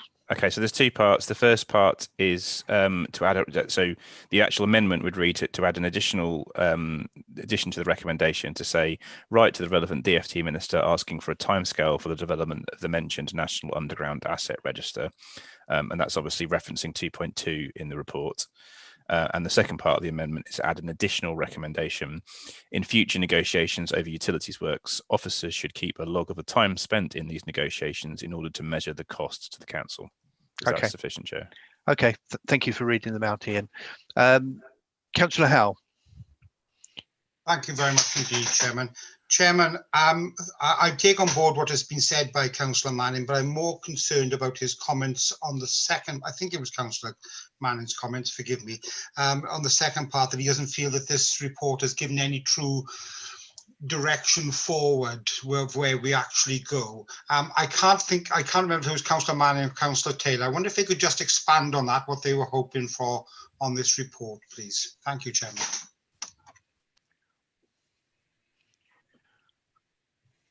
I think that's over to either you, Councillor Taylor, or Councillor Manning to answer the question, please. That has just been raised by Councillor Howell. It looks like Amanda's about to speak, but I'm happy to speak. It's either. Okay, Amanda. Thank you, Chair. I'm sorry if my remarks weren't clear. I said that I was disappointed when the committee asked for engagements at national level to work with the utility companies, that officers have totally disregarded the motion that was raised with the approval of this committee, and that we are no further forward. And Chair, could I just briefly comment as well, just to my understanding? So I think my point, Councillor Howell, is that I'm thinking about it from a public perspective. I don't particularly want to criticise the officers here, and I use the word we deliberately, but we meaning the whole council. I think what the public wants to see, rightly or wrongly, is some action that is different, visibly different from what is currently being done. And that is why I've tried to propose what I think are relatively modest actions in the recommendations. Okay, thank you. Councillor Howell. I think you want to come back, do you? Thank you, Chairman. Chairman, bearing in mind what has just been said, I wonder if, and Chairman, I'm speaking off the top of my head here, so forgive me. I wonder if it would be advisable for us to take this report away and look at it again, and then come back to the committee with some recommendations which have already been suggested, but also maybe others that may give it a bit more substance, Chairman. I think we should just maybe look at it again, this report. It's certainly it's certainly within the provision that we as a committee can actually defer reports and ask for something to come back. That's not a particular problem and has been done in the past. Chair, I'd happily support that and remove my amendment on that basis if we went ahead with that. Okay, fine. I think we have a sensible way forward, thank you, Ian, which is to defer this report and for work to come back at a future committee in due course. And the amendment, as Ian has indicated, Ian Manning has indicated, he's happy to withdraw. So, Noel, I'm not sure you want to make much comment at the moment because something's going to come back and the report is deferred. Noel, do you wish to speak on or not? No, I think the final resolution to sort of take it away. The only thing I would like to say is like from the proposed amendment, I think I do endorse that us making contact with central government about this. I think they'd listen to Cambridgeshire. I mean, we're regarded as the part of the UK that is one of the fastest developing areas and involving huge amounts of investments and so on. And this clearly is a national problem.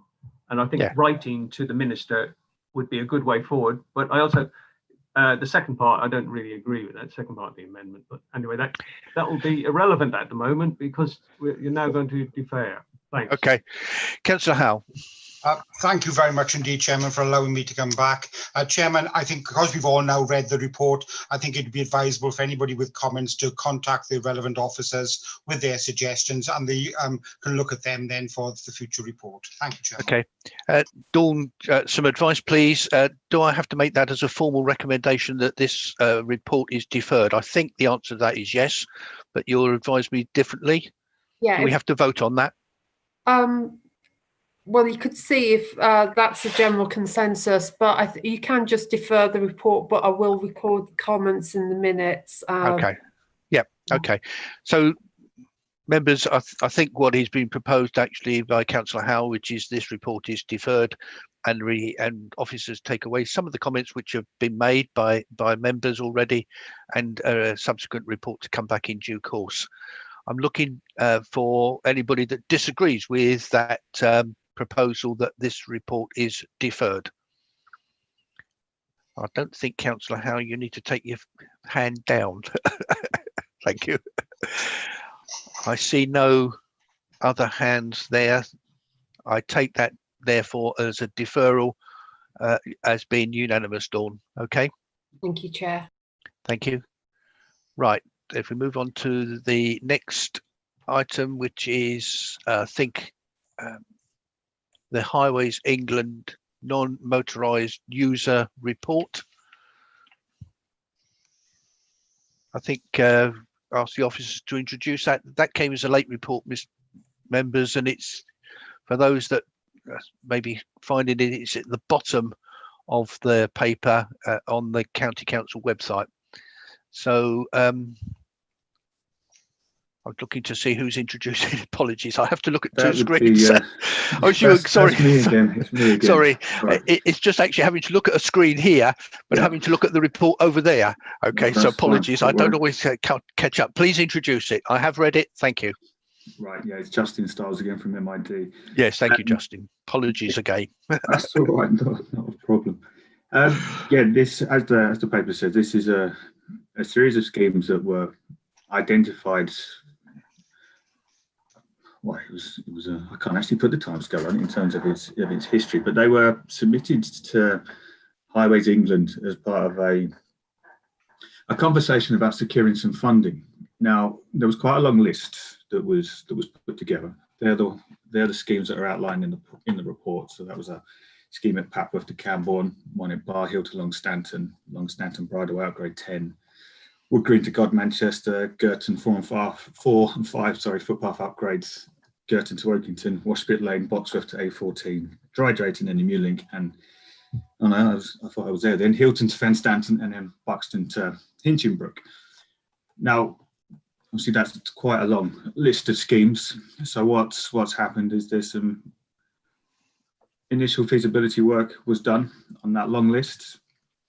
There were a few schemes that are identified as a bit more deliverable this financial year. They were the ones that are listed in the table down in 2.5. So that was Papworth to Camborne, Bar Hill to Longstanton, Longstanton Bridleway, Girton to Oakington, and Washpit Lane. That money identified there through the grant agreement with Highways England, we successfully bid for that. That came back, that went through all of Highways England's validation process. They've signed up to those schemes and they've allocated this £1.8 million worth of money. We've match funded some of those schemes with 106 money that are specific to those schemes on that list. It's not out of a general pot or anything like that. They are ones that are actually allocated to those schemes. And that programme, which is notionally being called Programme 1, because I'll touch on future opportunities in a minute, that had a timescale of the end of this financial year. So realistically, we can only deliver the schemes that are on that list because they're the ones that are shovel ready to put into the grounds. Generally, we've had those conversations with the contractor. We've programmed them. They're all lined up. Obviously, we need approval from yourselves, an agreement to proceed with that. Those schemes that didn't quite make it into the cut this year, which is why I alluded to, there was what we're calling Programme 1. There's further opportunities with Highways England to seek more funding for the next couple of years to try and pick up the ones that didn't quite make it, or equally substitute them with ones that aren't on that list. We can validate a few more schemes and we can see the ones that are a bit more preferable. They do have to have a interaction with Highways Agency's network, but obviously as Claire brought report earlier, there would be some potential there to sort of join up a little bit further and make sure that we're not just looking at schemes in isolation and we can do something across the board. See, there is a tight commitment on this one because we've got much, like I say, we have got them priced and they're the exception of Papworth to Camborne, which we're just waiting for that to come back in the next couple of days, but they're all programmed ready to go.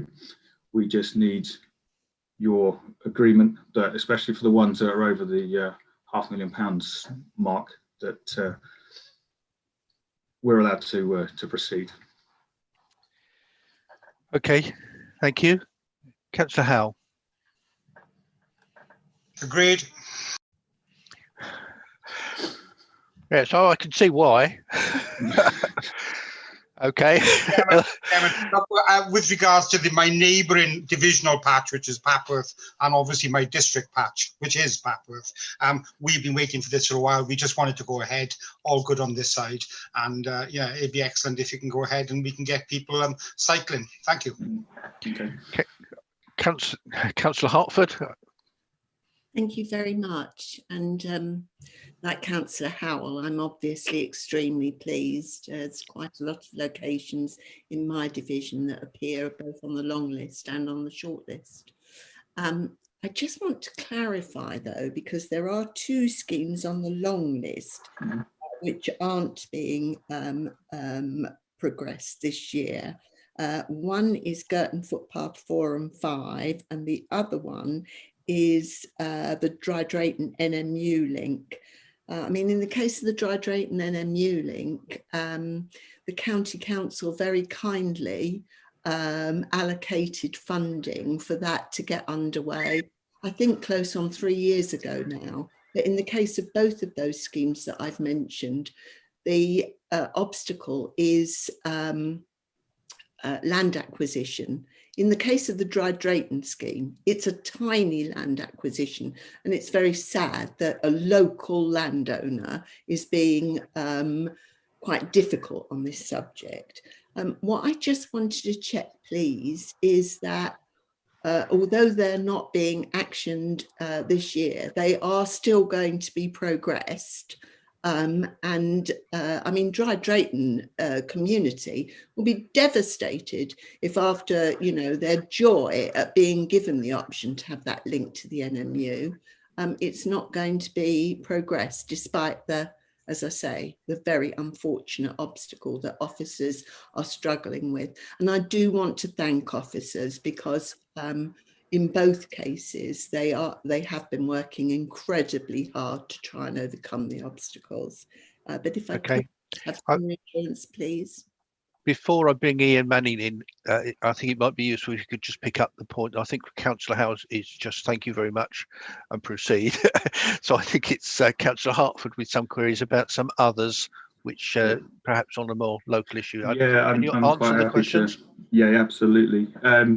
Hopefully it comes as a relief that Girton 4 and 5 football upgrades are still continuing in the background. It's just its physical delivery can't happen this year. We're having negotiations, as you're very much aware, that with the landowners, and it's coming down to the lease agreement at the moment on that one, and that's just not a lease period that is favourable to CCC. So those discussions are continuing, and rather than put a stop to it, we thought we'll continue with that conversation and then make sure that we can deliver it shortly thereafter.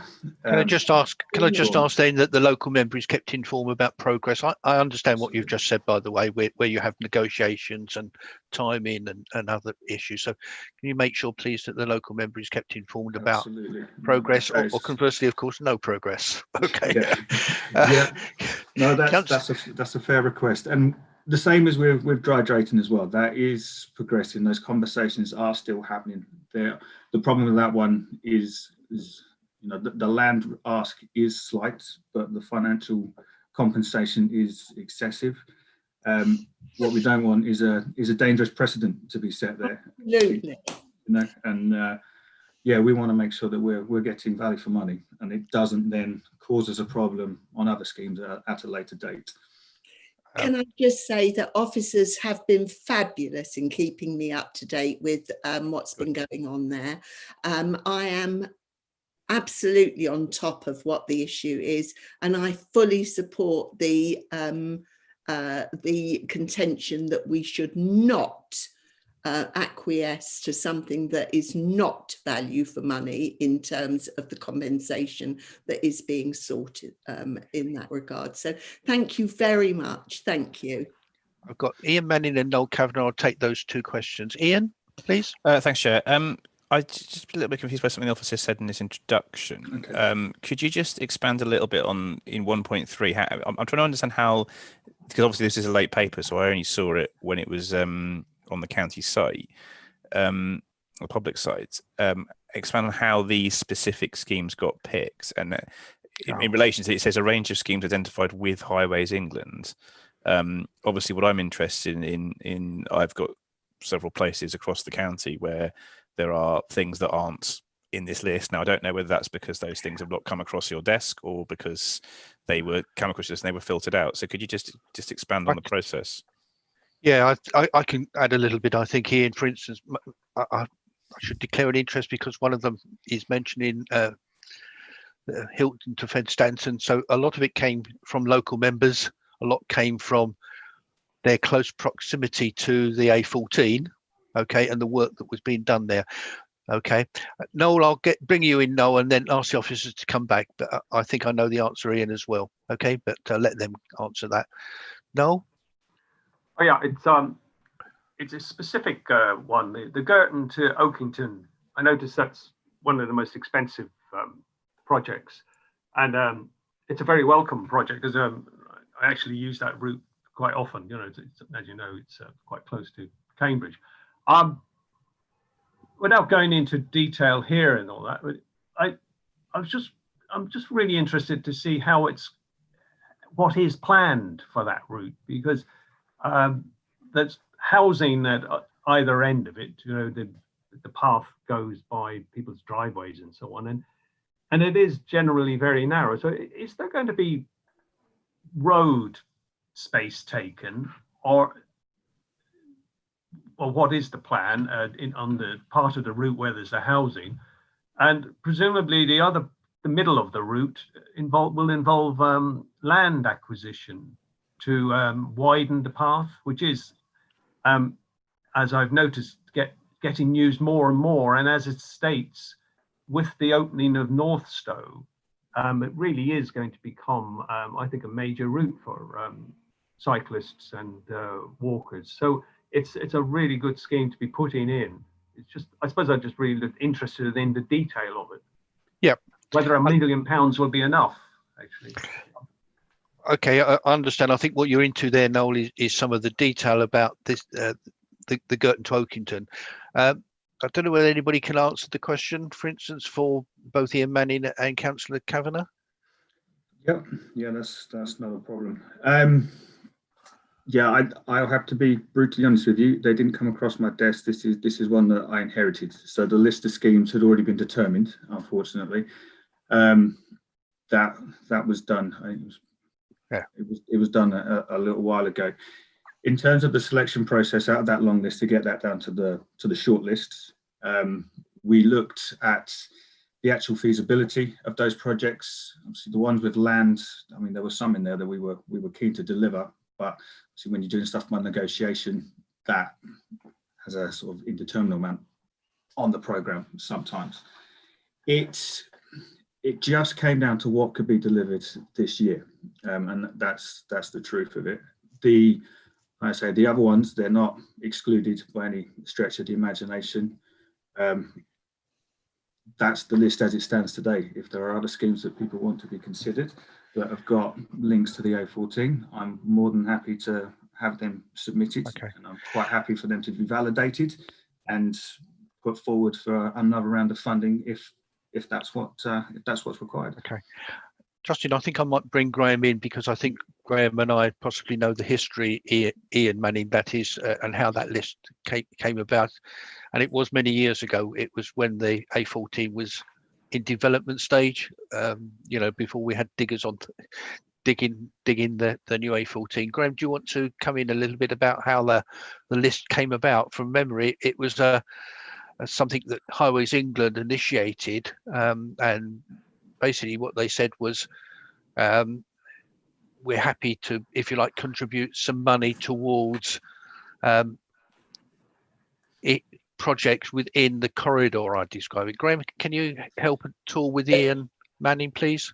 Yes, Chairman, through you, and in a way you've actually said it all. That's absolutely right. I mean, it was quite a long time ago, Councillor Manning, and there was a conversation initiated, as the Chairman said, by Highways England, where they asked for, at that time, it was a very sort of speculative process, but some suggestions for potential schemes, which I believe at the time it was Mike Davis from the cycle team led on that, putting a wide range of schemes forward, and then they were considered by Highways England. As Justin said in introduction, they had to relate to the A14 works and sort of be of benefit as a result. So that's how, quite a number of years, as the Chairman has said, the very long list, and it was actually a longer list than Justin has put in the report to start with, but that's how it came about. And the process has been very much led by Highways England because they're putting a significant amount of funding and they initiated it.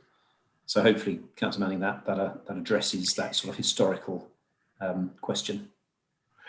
I think the other question actually is from Noel, which is about the detail of the particular one, Girton to Oakington.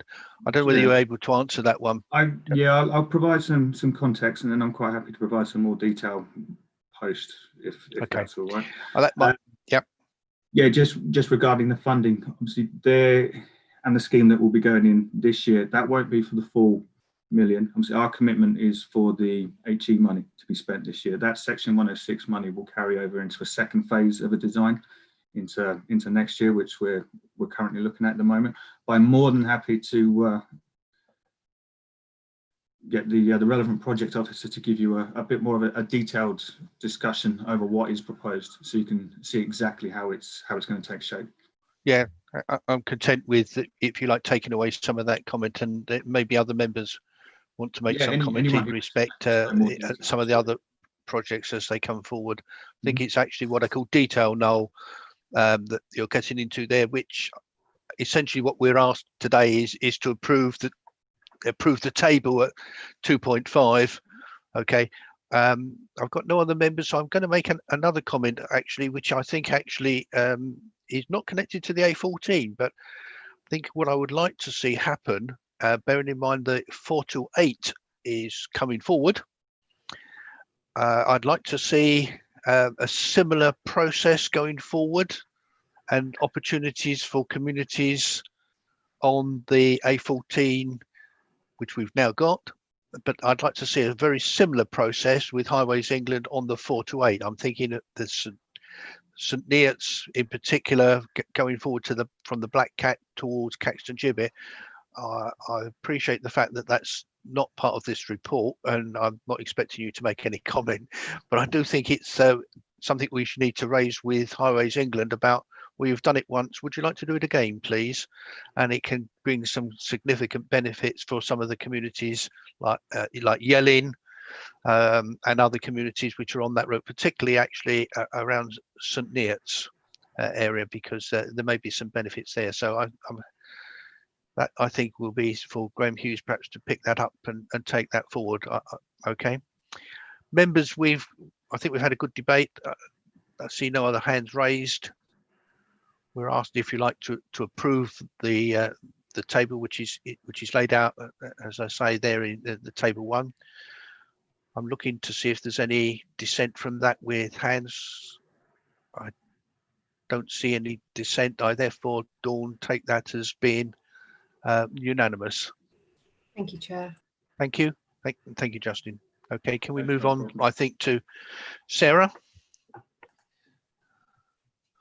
Thank you, Chair. Good morning, Sarah. Morning. Before you've got the financial monitoring report as at the end of November. The bottom line is a forecast overspend of 2.8 million. But this forecast, the overspend is mainly due to the loss of income from fees and charges due to COVID, predominantly on parking. This forecast excludes the government grant, which we can claim, and that's going to be reflected in the report for the next month, for December's figures. So you will see a much more balanced position next month. Next month we will not have a significant overspend, I'm hoping. So anyway, that's all I was going to say. Thank you, Chair.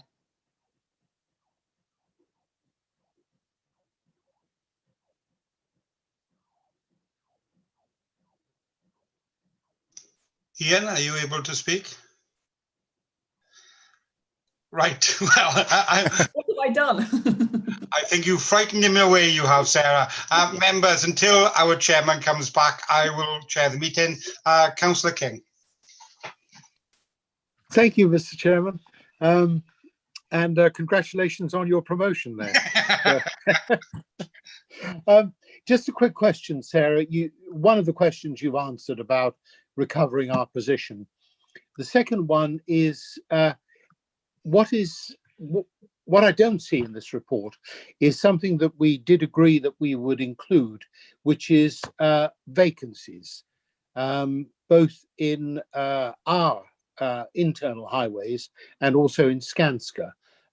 Could we possibly re-include that in the future, because it is a useful indicator of how we can deliver the things that we are supposed to be delivering? Sarah. I will ask HR. I'm not sure if the reason why it was dropped from the report, if it was about the resources to compile the data, given the COVID pressures, or for whatever reason. I will find out, and if we can possibly do it, I will put it in for future months. I quite understand, Sarah, that it might be due to forces beyond our control. Certainly, if it is a result of COVID, I'm quite happy to wait until we've got through this. But I think that, you know, the principle of getting it back at some point is an important one. Thank you. Yeah.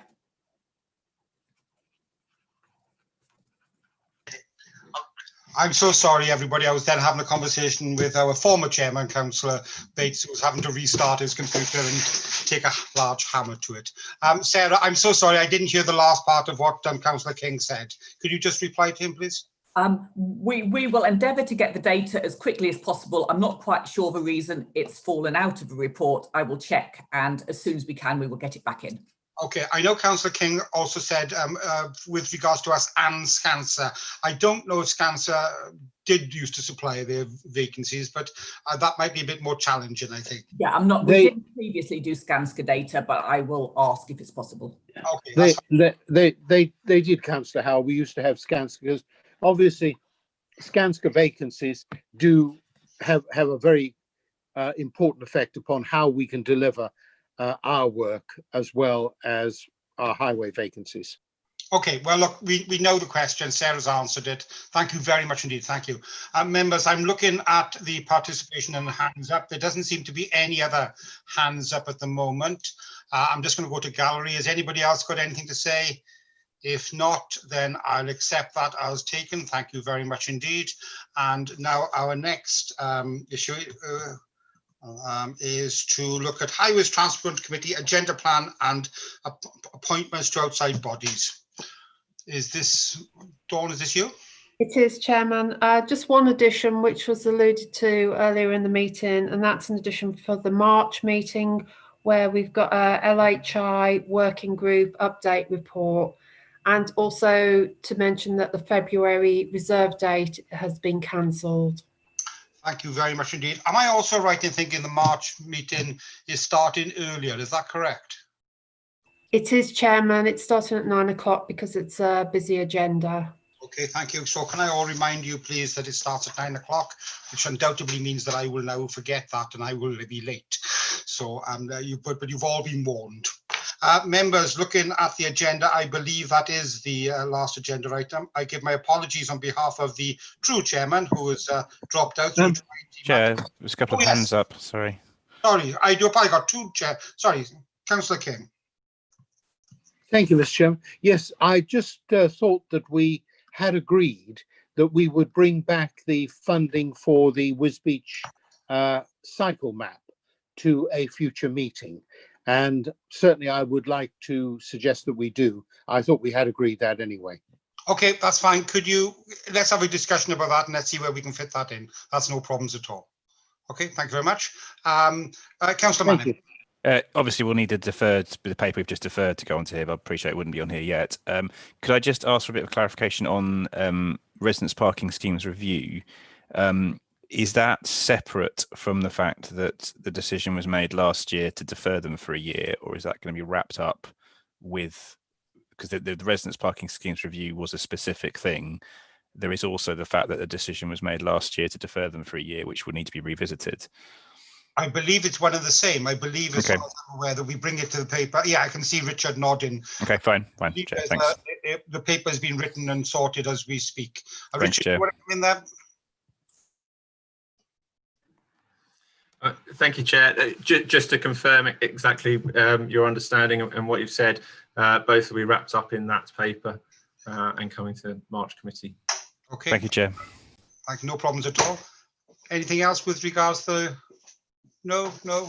Then everybody, I thank you very much indeed for coming this morning. Much appreciated. And I'm sorry about our chairman's tardiness. He just wanted to go in the end. I think that was the real reason. But thank you very much all. I'm much appreciated. And I would normally say have a safe journey, but enjoy your trip to the kitchen for your cup of tea. Thank you very much. Thank you. Bye-bye. Bye, everybody. Richard, can you ring me, please? Oh, sorry. Bye. What was that, David? Richard. Sorry, Richard Lumley, could you ring me, please, soon when you get a minute, please? Thank you. Thank you for indulging me, Chairman. That's quite all right, David.